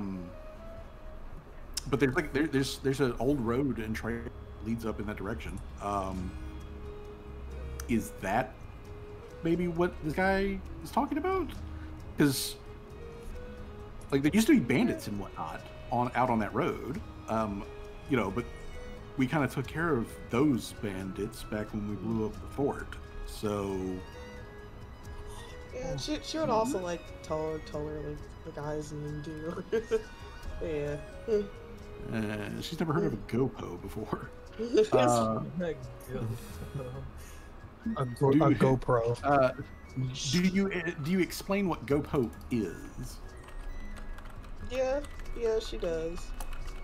Okay. I don't think she would recognize him, but she would explain like what he looks like. Yeah. Well, let's try for another bardic lore check. Torque has no fucking clue what the hell that is. Like a what little. What the fuck is a GoPro? Like a. And I. Like a. What do you mean a pile of? What do you mean a pile of dirt with a Rolodex? What? I would say like, you know, she would like bring her over to it, and you know, like of course she like doesn't see around, and she would just say like, hey, like, do you want to come out? She would just say like, don't be shy, my friend is nice. GoPro makes absolutely no reaction whatsoever. Oh really? Yeah, like it is totally 100% plain, completely dead and inanimate. When you go back over there, Torque, though, like she does like look at this, you know, pile of grass that's just sitting here, and she kind of looks at Laria, and for like a brief moment, Laria, okay. Kind of like look on her face, and then she looks over at Gloria, and she, hey Gloria, where did these bones come from? At which point Gloria, you know, kind of like lumbers over, looks down at it, and Gloria's like, oh no. And then you see the look on her face go from the like, I don't know where this came from, to like, this wasn't here before, kind of like thing. And you see like her golden like colored eyes get like narrow as she's like looking at it, and then like she gets down, you know, basically, so she's like, you know, like a gorilla, like on her knuckles, like looking down at this thing. She's like, where did this come from? That's my beautiful lady. And then she like gently prods it.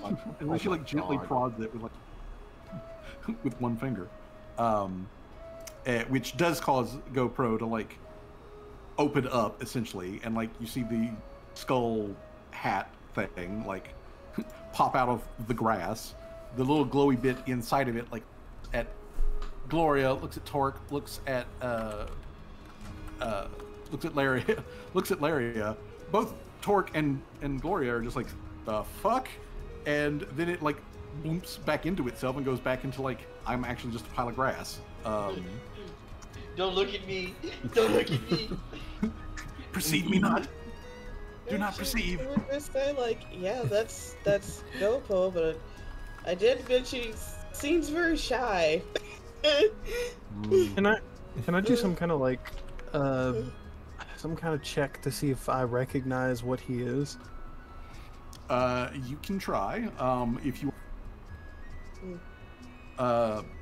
then that was you Mr. can Coco fucking pinging me about what the fuck? How is this about? Mr. Coco? You can make an I'm in Arcana his check. server. I'm in his server. Yeah. Okay.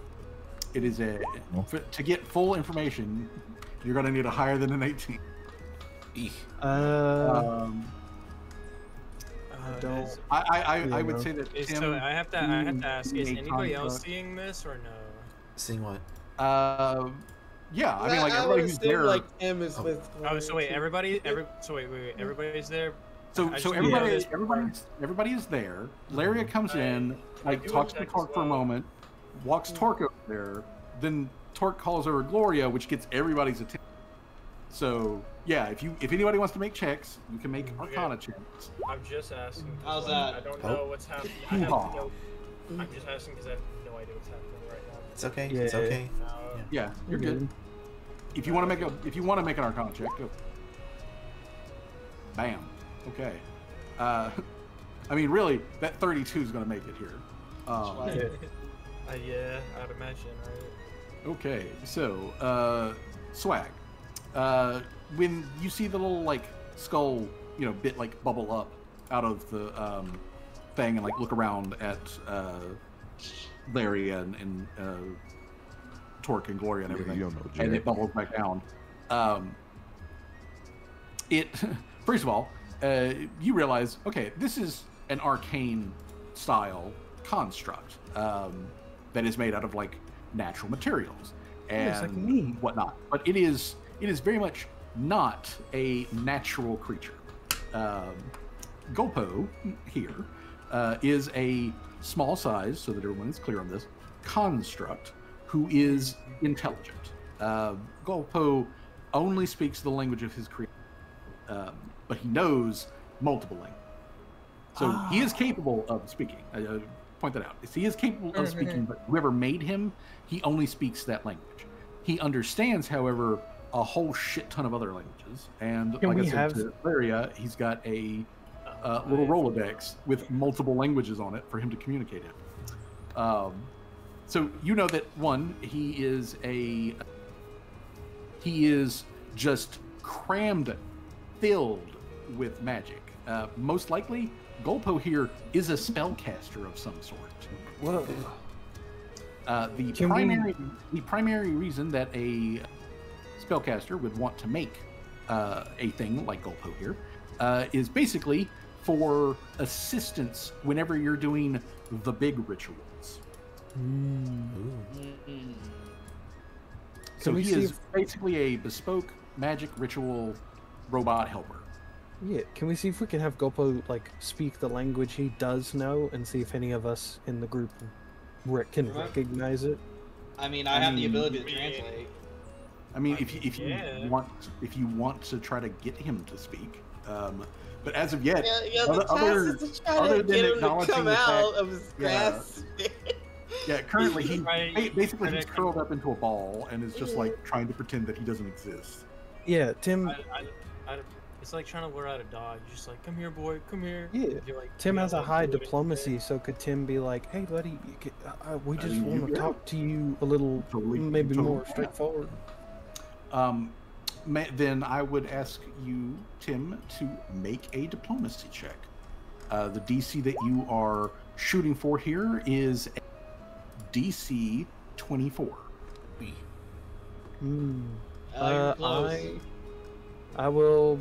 I'll spend a hero point because if we can get him to speak, that can maybe give us an insight on what kind of person created him. Are you like an expert at it? Oh, there we go. That works. Hey. Yes, I have a So- plus 14 to diplomacy. So with a little, coaxing, a little coddling and whatnot, Golpo slowly kind of like unfolds himself from his, grass form, and he kind of like stands there, and like looking back and forth between everybody, very clearly trying to like make a judgment call on like should he trust, anybody here. Oh shit. But he pulls out his little like his little Rolodex and like he's gonna flip to an answer, but then he says something to Tim, and Tim, you don't understand the language. I'll go ahead, but it is an extremely close relative of Jotun. In so much, in fact, that Gloria stiffens up when she hears it. And like as soon as she stiffens up, he goes, "Yeah, it's oh my gosh, what?"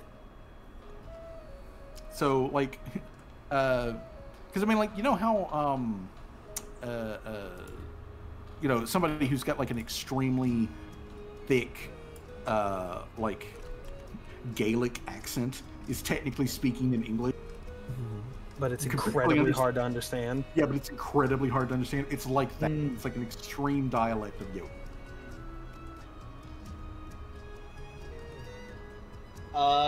You want to try to translate that? I could. I mean, I Yeah. could use translate and then subtitles just appear and I'll just repeat that So subtitles. wait, I have to I ask. mean, yeah, you totally I can. have to ask. He's a construct, right? That is correct. Can I do a craft check to see if like, what it's made of? Ah, Specifically, like the process in which he was created, essentially. Yes, you can do that. All right. With a 29, as like they're still trying, you know, talk out loud to them. You can see that Gopo is made primarily out of dirt and mud. That is the main form of his mass. And he is built around a literal skeleton, but the skeleton actually comes from multiple different animals of different species and like ages and sizes and all that sort of stuff. That just basically form the, you know, like I said, vaguely humanoid framework that makes up his body. So those are like what his constituent parts are.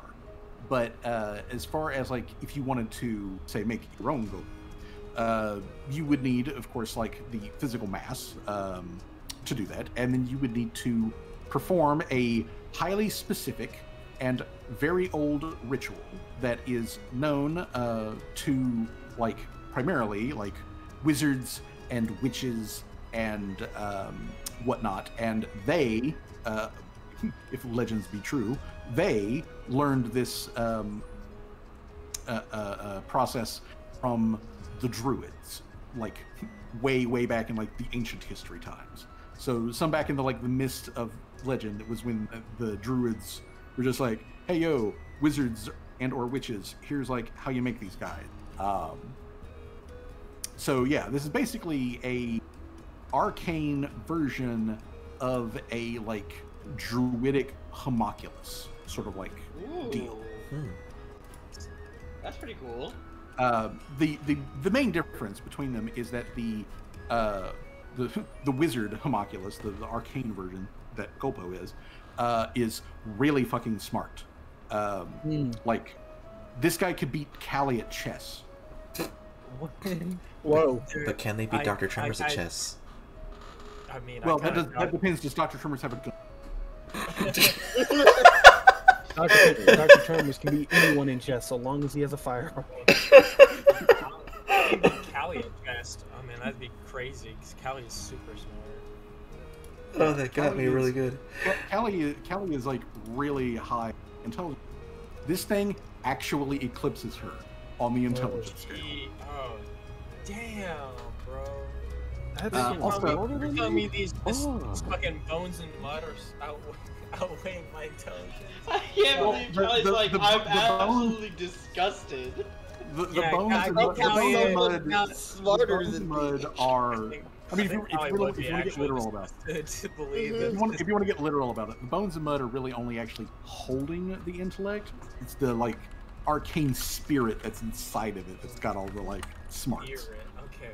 I can. Yeah. In that instance, I think she would like. I conceives like, okay, it's a spirit. It's probably lived longer than her. You Yeah, know? it is a spirit. Like the other thing is that these things are also again functionally immortal. So like, who knows how old Gopo I truly? feel like she's not noting all of this down. Be like, okay, how can I make an immortal body for like Mr. Servos or something that is super. Mr. duper Service is made of metal, intelligent? just like Timmy's already immortal. It's Yeah, it's so mud. she's It's trying Mr. to get Mud the- Server. Yeah, she's trying to get the super intelligent part. So. That's true. But yeah, that's what you got from there. Now, as far as the translate, Gopo says in his like thick slurry of like this like Jotun dialect, where he says that his master is waiting for him at the at the Crescent Moon pits, far to the north, and he needs escort there because there are villains on the road that will like destroy him before he can get back to his master. I have to ask. So is this being translated to everybody else? Yeah, Yes, I this mean, is being translated as. I want to. Can I like, check on the place he needs to go to, the Crescent, whatever the hell it was called? Crescent Moon Pits. Wow. Anybody who wants to? I'm sorry, Jay. It is cutting in and out. I heard like half of that. Okay. Anybody who wants to can make a society. Okay. I'm sorry. It's okay. It's just It's like, okay. I just couldn't hear any of it. So I heard like Crescent and that was it. Yeah, it is specifically Crescent Moon Pits. I'll put it in the chat. Already done. Hit the Crescent Moon, whatever the Okay, what does that 35 do? I'm God. guessing I know what it is, right? Yeah. Wow, they done been there. All right, the Is Crescent it raining Moon- outside again? Oh my god. Yes, it is. Okay, so the Crescent Moon Pits. They are actually a set of ruins that are far to the north. There was a Crescent Moon village that was in that location, like a couple of decades ago, which was mostly populated by humans and some Venara. So like Venara, who are more popular to the north, and humans that were members of the empire. They had a village up there that was called the Crescent Moon Village, and it was named after the ruins, which predate that by like as long as anybody fucking knows. I don't think Callie read about it somewhere. But these ruins are up there in that location, and they are otherwise famous as being a like place that like people who are associated with the moon in some way like to travel to like commune with the moon and the night sky and stuff like that. So it's kind of like a travel location. It's kind of like a tour. If you're like one of those sort of weirdos. But yeah, that's what the Crescent Moon Pits are. Is just a large set of ruins that had a attendant village a couple of decades ago, but the village has otherwise been disbanded or whatever. There may be some people that still live there, but there's no longer enough to count as a community that would get marked down on the map. And there is a road that is near here that goes up to the Crescent Moon Pits, and the road is known as the Spiked Trail because there's a lot of like elevation change up and down. Can I, since I'm there, can I ask Mr. Bundle of Mud and Random Bones, Gopo, to give him respect to his name, Gopo? What exactly are these elements that we are going to encounter if we escort you? That would be the question Callie asks, presents to him.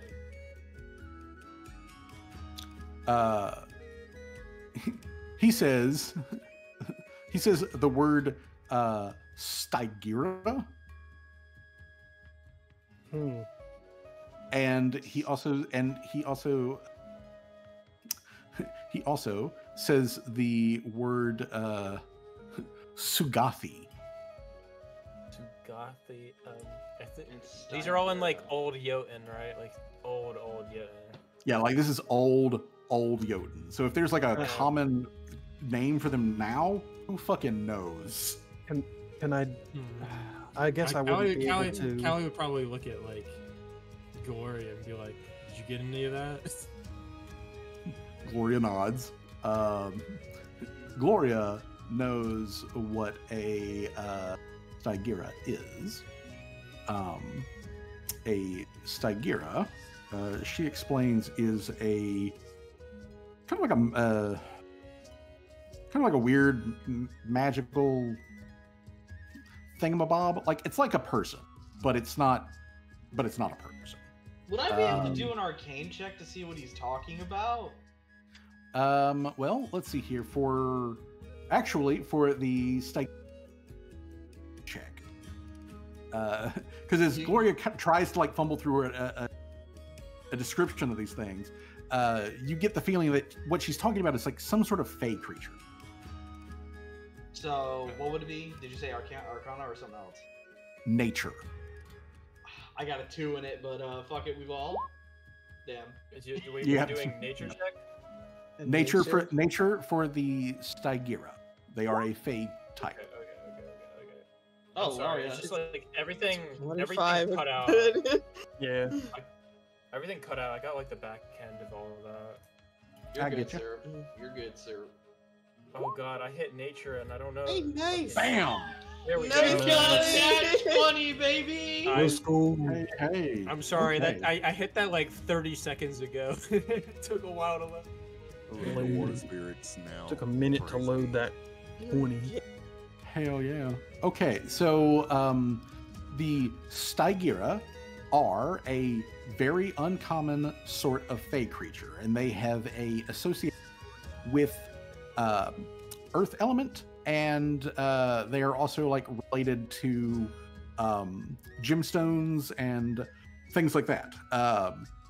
They tend to only come out at night because they apparently are maybe allergic to sunlight. Unclear on that particular aspect, but they don't like sunlight, so they usually only come out at nighttime, unless they're sunlight. unless they're underground. Unless they're underground, at which point it doesn't fucking mean anything. But they are related to gems. They are a fey creature, like an earth element sort of like thing. They are blind, like they have no ability to see whatsoever. However, they can turn any gem that's within a range of into a like crystal ball, essentially, and they can see through. Oh, a gem. Oh, Do wait, they have Tim. any particular weaknesses? Are they weak? Well, like most Fae, they are cold iron.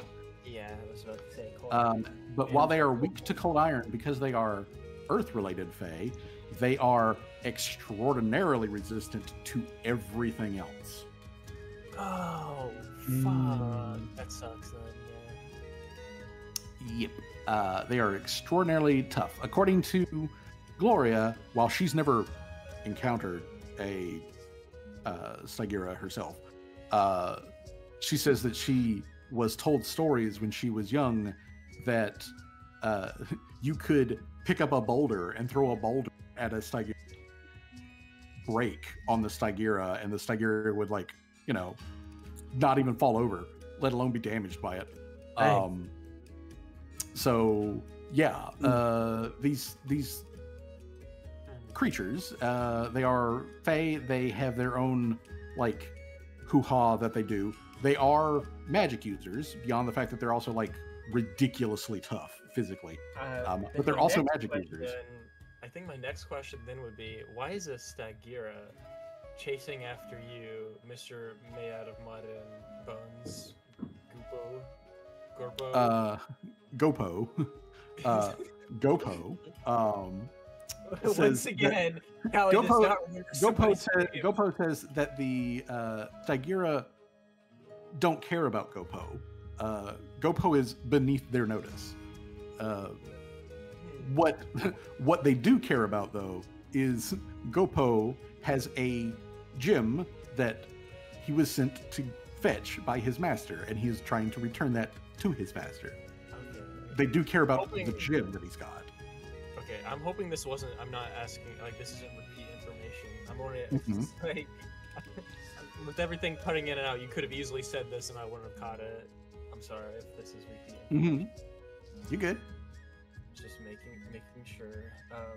Okay, yeah. I guess then my other question for Gopo, remembering his name this time, is what is your master exactly doing in that area? I guess what is it? Your master's intentions? I guess is kind of what I'm trying to read here. He says that his master is communing with the moon and a great intelligence of the past. Okay, so I feel like that was repeated before. Aliens. Aliens. Okay. An alien.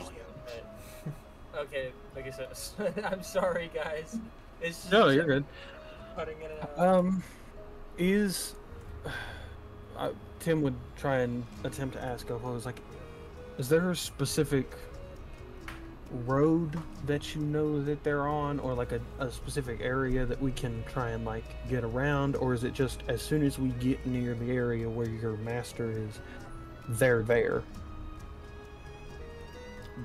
Gopo does not know if any of these creatures are actually in the Crescent Moon pits. It just knows that when it tries to follow the road back to the Crescent Moon pits, that's when these things show up. And that's why it has sought out somebody to help escort him through the area. If we were to, say, come with you and hide the gem, do you think they would bother us? They would, according to Gopo, they would get the gem, or they would try to get the gem no matter what. They don't care who or what gets in their way. Interesting. I was going to say, if we put it in a bag of holding kind of situation, yes, I they'd was be able to sense it there. just about to ask that too, yeah. They, actually, would this extend into an extra-dimensional space? Let me see. Yeah, because I was about to ask, do they have a fifth sense or something, a sixth sense or something? Because technically the extra-dimensional space is not the same plane. When it comes to gems, they can sense. They have a gem sense kind of thing, which includes the ability for them to hone specific individual gem choose. However, there's nothing in here that says that the sense extends into an extra-dimensional space. It does say that it does not require line of sight or anything like that. It's just purely distance-based. But this implies that they're on the same realm of existence as which an extra-dimensional space would not be. Yeah, which extra-dimensional space does break that. Callie then being told this, guys, I have a crazy idea. Yeah, I would think Callie be the only one who knows this information. I'm gonna assume her private workshop door has been created by this point, right? That is correct, yes. Could theoretically she should just hide it in her workshop until she gets past them to their master or whatever? Because if it's in one area, she would sense it. They would sense it in the workshop. But at the same time, now that I'm saying that this is probably a really bad idea, and it would lure them to the workshop, which is something Callie probably would not want. And I have a spacious pouch, which is extra-dimensional, so that would just be... So just as a theory craft here, technically speaking, yes, you guys could travel there without the gemstone. Therefore, they can't sense it as you're going through. And then get there, plant the door, walk through, grab the gem, walk back through the door, and boom, you're there. But yeah, if any of them were to wander close to Homestead, the gem, they would then go to where that is while you guys aren't there. Probably not a good idea. Yeah, probably not a good idea. Maybe put the pouch is a better idea. The pouch is probably, but then again, it could legitimately just ignore it. That's the thing. Now, from everything on here, it does not say that they would be able to sense it like if you put it in an extra dimensional space. Like basically everything on here, a container. As if it's hidden on a just, person. It's just in a the same container. plane. Yeah, if it's hidden. If it's just hidden on a person, or like in a box in a warehouse or whatever, then they can like locate it. Like nothing. Like no. It doesn't require anything for them to do that. But if it was a extra dimensional space, I would assume that they would probably have to like get a hold of the object that creates the extra dimensional space and then fucking turn that shit inside out to be able to find the damn thing. Turn the whole dimension inside out. However, though, they do have a special ability that I'm checking now to see if this gets around that. I'm just saying, we probably shouldn't do this with Callie then, because if they're gonna turn the whole extra dimensional space inside out, we're gonna have like a bunch of shit coming out of there, right? Yeah. Okay? Like, I don't. Tim is fine with carrying it in his pouch. He can anything that tries to. Okay. They do have access. They do have access to a. They do have access to a spell, which would not let them know that it is there. Like they would have to like cast this with the assumption that it's got to be somewhere nearby in order for this to ever even happen. But they do technically have a spell which would lead them to the container that is holding it. But it wouldn't do anything else from that point. Yeah. But they would have to assume that it is not on this dimension, that it's in a magical container, in order to even use this ability. They do have one. I want to point that out. They do have the ability to do that. But again, what if it's they like they can normally naturally just sense it. What if it's an extra dimensional space instead of an extra dimensional space? Well, that creates a black hole. Yeah. Yeah. You're right. I mean, if you just throw a portable hole inside of a bag of holding, everything dies. Yeah, I remember now. Yeah, sorry. That would be really funny, but yeah. I guess then at this case though, it wouldn't really matter. Yeah. So if y'all were to put it into the into the pouch, into the extra dimensional space, they couldn't just naturally detect it. Like their natural senses are not going to pick it up. They would need to do the spell to be like, okay, one of these motherfuckers box on them somewhere, find the box, and then turn that shit inside out. So they would have to go an extra step or two to be able to like know that you've got it. The gym, by the way, Gulpo says is currently hidden in a place that he put it before approaching you guys, because he didn't want you guys to steal it from. I don't want your gemstone. I can't even do anything with gemstone. Yeah, you know what? For shenanigans' sake, he's like, "Oh, I have it hidden on me." Okay, well. I'm gonna put him in the. I'm gonna put him in the extra dimensional space. Put him in there. And then black hole. Like you hide it on yourself. All right, Gopo, you're going in the pouch. Okay, I'm sorry. You're going into the jar, Gopo. You're going in the jar. I mean, technically, Gopo can ride in cheap seats because Gopo doesn't have to breathe. Well, then, yeah, Gopo, you're going in the sack, okay? In the sack, Gopo doesn't want to go in the sack. Tim holds his bag and is like, "Hey, Gopo, we're trying to protect the gen. Get in the sack, Gopo." Like, Callie, don't do that. I'll put him in bag." Tim will crouch down and just. Joking. Yeah. Joking, but... Tim will crouch down and we'll try and speak to Gopo again and go, if you'll let us know where the gem is, we can probably keep it pretty well hidden from these monsters. Or these villains, as you call them. Exactly, that is how I imagine that being. But yeah, if you are willing to protect Gopo and the gem, Gopo Gopo does say that, you know, if you guys are willing to like help and everything, like his master will like greatly reward you, yada yada yada, that sort of stuff. Yeah, that was gonna be my next question. It was like, okay, what are we gonna get out of this? Because like, not to be selfish or anything, we are gonna be like, there's a chance we're fighting like a fucking fade creature, okay? Like, that's like resistant to everything. Yeah, possibility of death inevitable. Just saying, man, better be worth it. But yeah, like there will be some sort of recompense from Gopo's master, who is a powerful spellcaster, who wants to commune with the moon. So that's basically the gist of the quest Gopo is like giving you guys, of like, hey, protect me to get from point A to point B, and like the dude at point B will give you shit. You got it. So,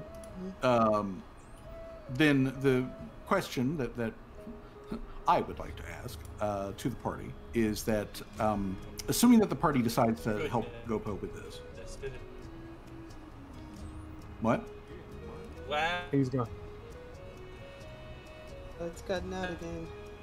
Yeah. It's cutting out real bad. Shit. Okay, what? Hello, am I back? Yes. Okay. You're back. I'm back. Okay, it's if it whatever. Okay, I'll just repeat what I said because it cut out bad. I said essentially, I'm in. Then my next question was, who are we taking with us, like NPC wise? That was going to be my next question, because we do have set up capable for travel and combat with the party. We do have Torque. We've got Gloria. We've got I was gonna say we might Sirhan, need and we've Gloria. also got Ruby. Yeah, we might Look, need Gloria. Y'all know I might be a little bit biased, but I think with the connection to Jotun being there, Gloria might be of general help. And if these things are as strong as we think they are, well, you might need some muscle. Understandable. Sirhan. Mm-hmm. I mean, Now, mine was gonna be Rusi, but then you said all that other stuff, and I was like, yeah, communication with the now, probably a good idea. some other things though that are worth pointing out here, given your other like capable NPCs. Torque obviously is mostly a like social character, and she can provide various boasts to the party. She also has the ability to like divine the future. She is a hero. As she is a harrower. What is our future, Mr. Hero of the Future? Are we gonna die if we fight this fake creature? Is that what you want her to do a reading on specifically? Yes. Okay, she will make a reading check on. But also to go back to it, is just like a shitload of hit points and a shitload of damage. Plus, she does know the language that's related to this, and she knows, some of the like, lore and whatnot behind it. So Gloria is that. She's also familiar just generally with the area. Gloria has traveled part of the Spike Road. She's never been all the way up to the Crescent Moon ruins, but like she's heard of them.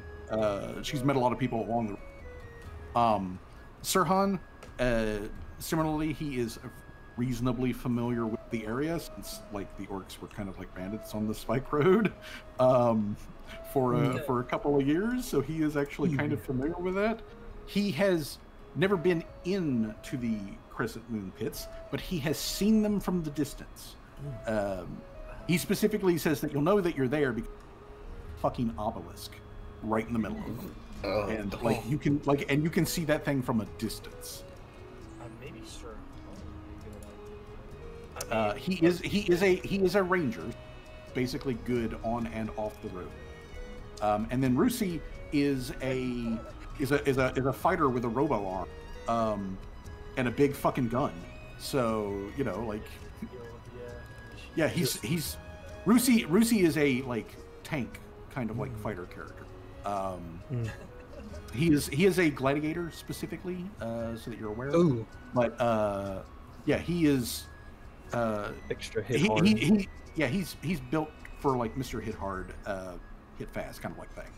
So, yeah, all of these guys are capable of coming with the party, and I am perfectly fine with having 2 of them travel with you, but I don't want to do more than 2 just simply because that's a lot of work for me.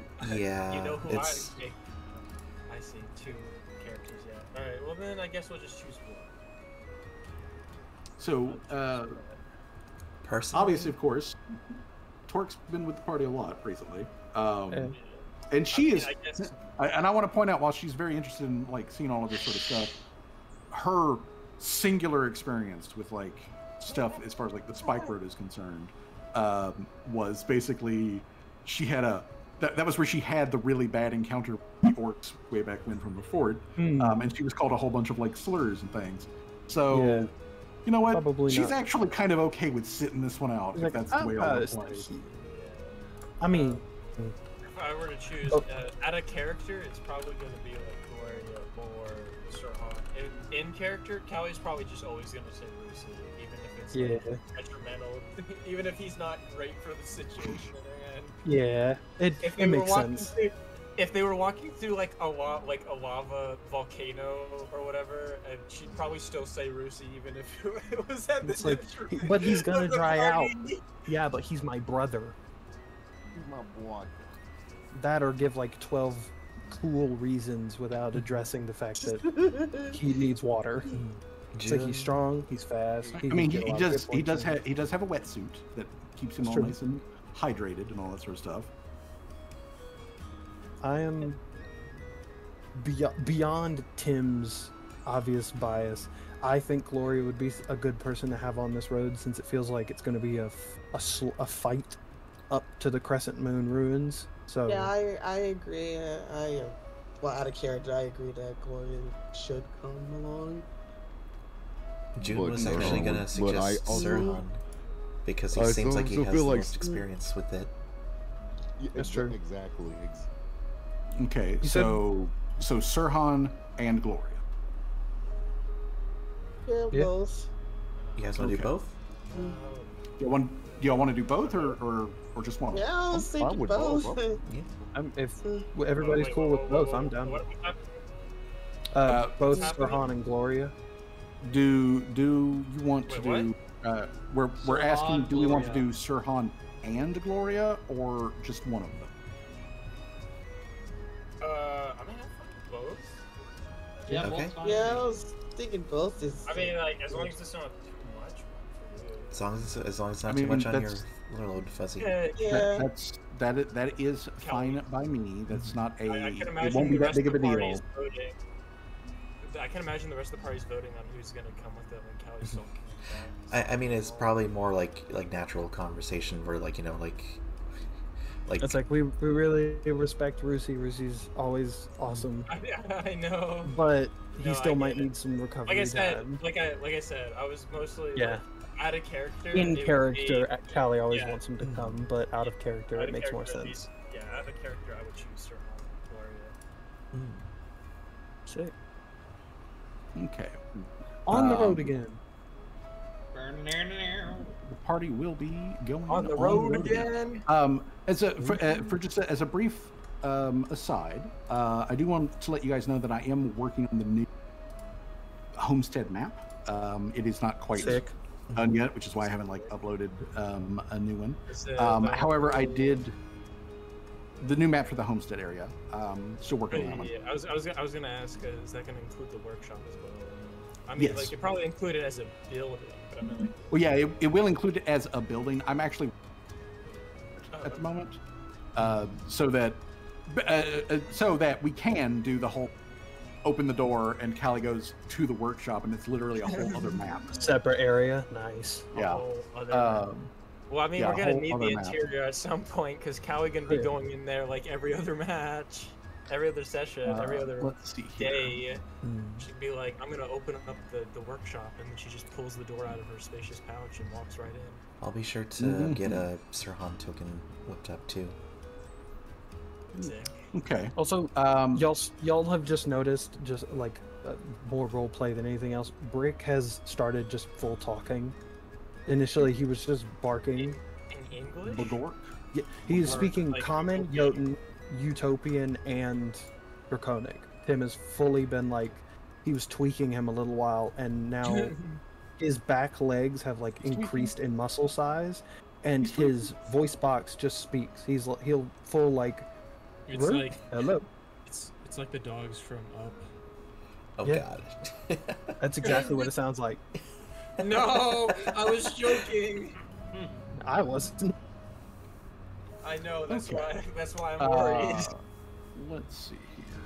Except he's got sass. It's more along. It's like all of the settings are the old man sassy setting, So you're telling but they me, all sound like the telling first one. me is that him and Dr. Tremors, his best friend, Brick's best friend, can now converse in a conversation.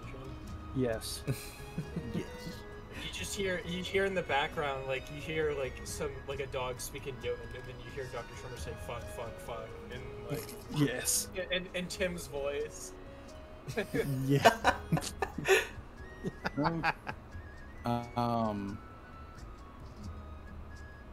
Thanks, Adobe. I hate it. I hated Adobe. Okay. Okay. So I wanted to bring up like Sirhan's sheet here, so I can kind of give you guys an idea of like what he is capable of. You're fairly familiar with what can do. Oh yeah. she could put a log up through a snail at 10 paces. Tim knows what Gloria can do. Yeah. Okay. So Sirhan, so that you guys know, he is of Orcish descent, but he is, but of heritage though, he actually is Oreed, which means that he's got Earth Genie somewhere in his bloodline. Huh? Whoa. Yeah. So, while he can't grant wishes or anything like that, he does have kind of a sixth sense when things are not natural. So I can whenever imagine that, like if that was ever mentioned to Callie, the whole like implication that he might be a genie, she'd be like, "Can you make my wish of world domination real?" Sadly, no, he can't grant you that. But yeah, he does have a sixth sense for when things in the area around him not natural. So he does have like just a as a reaction, he can just be like, "Hey, yo, there's something around us that ain't cool."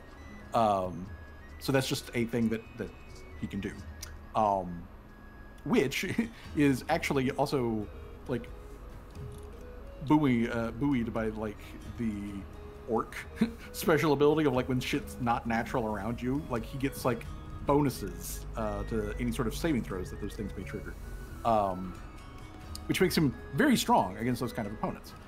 Normally he does fight with a like heavy crossbow that's like his primary, his go-to weapon, but again, because of his like orc and genie, his like earth genie heritage, his knuckles are made out of actual rock. So if he punches you with his hands, it's automatically lethal damage, and it's right up there in the damage area of a fucking longsword. Damn. Whoa. So Hands are longsword damage. So yeah, when he throws hands, people die. Nice.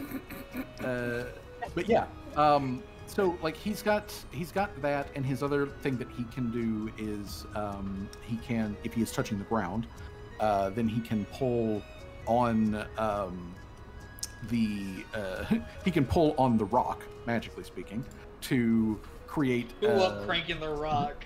Yeah, he can crank the rock and Nice. just pull that shit up, and basically he can make small walls to like block and like give himself cover and that sort of thing.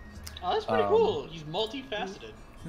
Yes, he is, and he has the ability to like adjust gravity in his like local area. That's cool. So yeah, that's what Sirhan. You're mine now. Mine. But also, if you guys do take a look in the Discord server, there on the in the maps channel, you'll see the updated map that like I dropped a couple of days ago. That does have the Crescent Moon located on it. Yeah. You'll see that it is just across the border into the nation of Wogfur, which is where most of the Venara people live at. And you guys will be following that trail up from the homestead up to the Crescent Moon Pits. That total distance, since this is a known thing between Gloria and Urhawk, the distance that you guys will be having to travel is roughly 80 miles. Whoa. So that's gonna be a couple days. It's gonna be like 5 days traveling the trail to get up there. Although thankfully, there's not that much of a like elevation change in between here and there, so there probably won't be that much more snow on the ground there than there is here. Hello? Can you hear me? Yep. Yep. I can hear you now. Yes. You good? Oh, sorry. Yeah, and I caught like none of that. After like I texted out that little joke with Dr. Shepard's, it fucked up and I couldn't hear anything. Jesus Christ. I did hear about snow. Is there enough snow to make a snowball? Question mark. There might be enough snow to make a snowball in the Crescent Moon Kelly's Pits, gonna yes. make it. Kelly's gonna make a snowball and she's gonna throw it at Gloria this time because she's with us. All right, Gloria, you are on notice for snowball. She's gonna be very gentle with it, so she won't be like full on throw like everybody else. It's gonna be like a underhanded throw, like a toss. She like throws it at Gloria, then like turns around, wipes her hands. The shadow of the gigantic ball coming back. Ah! I think fashion has. Okay, so so as far as actual travel is concerned, like I said, it's going to be about 5 days on the trail, heading up into the slightly into the mountains and then back out. It's kind of like way over to the side. So you'll be going up in elevation and then down in elevation as you actually approach the Crescent Moon Pits. So with all of that said, I want to, as we are at about like 8:45 here Eastern Standard Time, I know that this is early, but honestly, I think I kind of want to like sort of like put the stop here. Syrup is having a lot of like, internet back and forth BS. Yeah. I mean, and the storm did kind of just pass by literally yesterday, so yeah, I mean... Literally cut through town and destroyed everything on its way out. Yeah, I'm surprised I'm not having internet issues as bad as you are because our the moment he says that, his mic lags out. Yeah, I heard that. Yeah. Well, It's that's the thing. matter of You're time. on your actual... But the thing is, you're on your actual internet. I'm on a hotspot right now on my phone. Yeah, that's true. Yeah. Because like the actual internet is down. So Just be careful, okay? Yeah, there's multiple BS going on with Syrup's connection. But yeah, I think this is otherwise good natural stopping point because we have everything set up. I will put into the Discord the the details of the quest such as it is. Okay. I do have I'd have to ask a question. How many days after does this happen, or does this happen immediately after all of the? I'd say there's at least a day of work. I mean, after downtime, has it been the month, or has it been just a couple of weeks into it? Oh no! This GoPo shows up on the 1st of December, so it's been 33 days. The full 33 I only days. asked because there was a couple other things I wanted to mention, but I'll probably DM them to you. Okay. Yeah, and like I said before, if you figured that you did want to spend some extra time on an item in order to reduce the cost, you've got that whole 33 days to play with to adjust that stuff. Oh yeah, obviously, yeah. I definitely want to keep I definitely want to do 15 days though for the door because it's like Mhm. 200 gold pieces. Yeah, that one is the big chunky one. You can take 40 of my gold to help with that. Maybe reduce that 15 days down even a little bit more. Yeah, But other than all of that, I do think, like I said, this is a good stopping point. This will give me to, like, you know, finish the updated version of this map and all that other stuff, as well as get the new area maps uploaded to. I was going to say, this feels like it's entering into a fight that we probably wouldn't have time to finish in the. Oh yeah. If we were to just keep soldiering forward, the next thing is basically an encounter, which may or may not actually turn into, but an encounter, like, you know, on the trail outside of the area here. Yeah. So yeah. Definitely not ready for that, especially if the internet cuts in and out. Yeah. So that being the case, I think this is a good stopping point. So we'll stop here. This will give me some time to pick up a few things on my end that I just simply wasn't able to get done in time. Oh yeah, and also me trying to put together the laser scythe so we can work something out with that fuzzy. Yeah. That one's easy enough to. Oh yeah, and the handgun too that I said I wanted to get to within that month time frame. Yeah. But other than all of those things, the other thing that, just for myself, that I need to also make sure that I've got done is make sure that Sirhan's, like, NPC sheet in Roll20 is, like, all fully decked out. So other than that, though, because, like, Gloria's ready to go, Torque's ready to go, Rusi's ready to go, Sirhan's the only one who's kind of lagging. I just realized it'd also probably be a good time to, because I still haven't figured out the 3P tree. I do have the ranged and the melee, but I still need to figure out, like, all the details because there's just so much stuff relating to this weapon. But I haven't. Yeah, all those common weapons are wild. I will also take the opportunity to, like, your sheet, you know, make sure that that's in there correctly. The other thing that I wanted to point out to everybody is October is going to be kind of a busy month for me when it comes to, like, just work.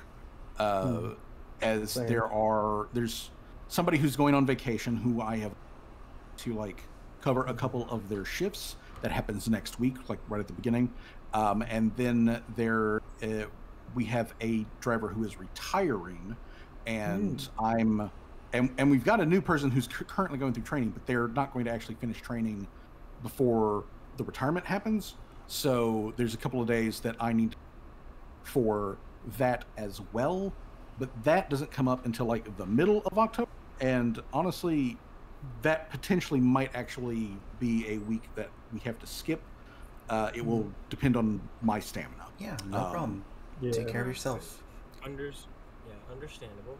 Take care of Yeah, yourself. I just want to let y'all know that was a thing that could come up, just simply because they were like, hey, can you cover on this time period? And I was sure, and, like, well, it's this day and this day, and so, like, it's not actually on Saturday, it's like a Thursday, but it's a split shift on Thursday and a split shift on Friday, and doing two of those back to back might kill me.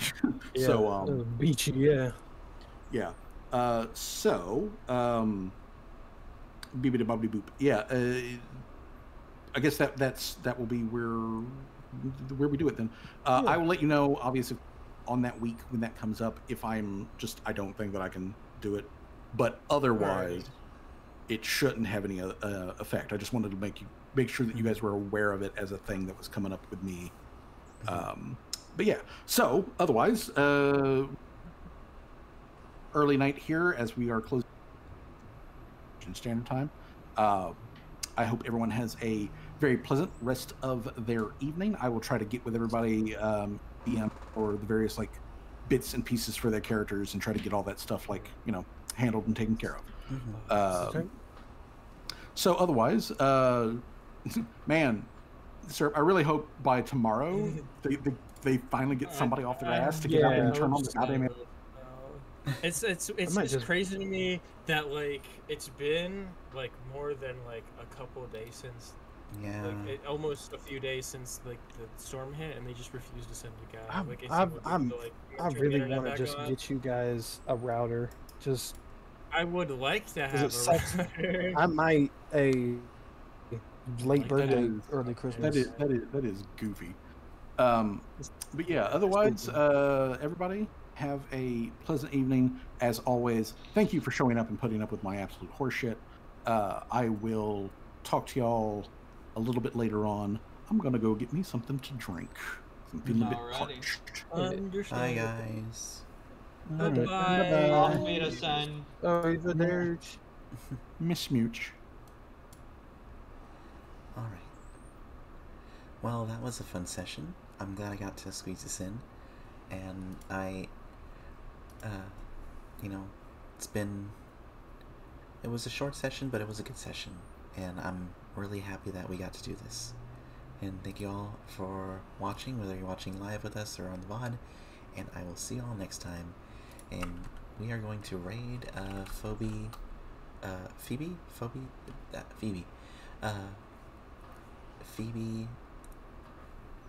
Bane. Let's see. Oh, Hoebeane. Alright, and here is the raid message. If you aren't subbed, you can go ahead and use this one. And as always, you can just use the words, your own emotes, whatever you like. We're gonna go ahead and raid them. They are doing some some D&D stuff, I guess, new. Or I should honestly do, once I move into my new place, it should be by tonight, if not tomorrow. Don't you worry, guys. It's gonna, when everything's said and done, it's gonna be a big splash when I'm finally ready. But thank you all for being here and supporting me. I love you all, and I appreciate everything y'all do for me, because I wouldn't be here if it wasn't for everybody having my back.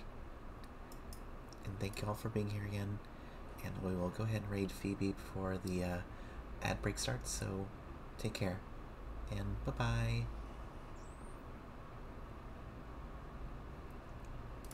Also, definitely need to get the ending and BRB screens up.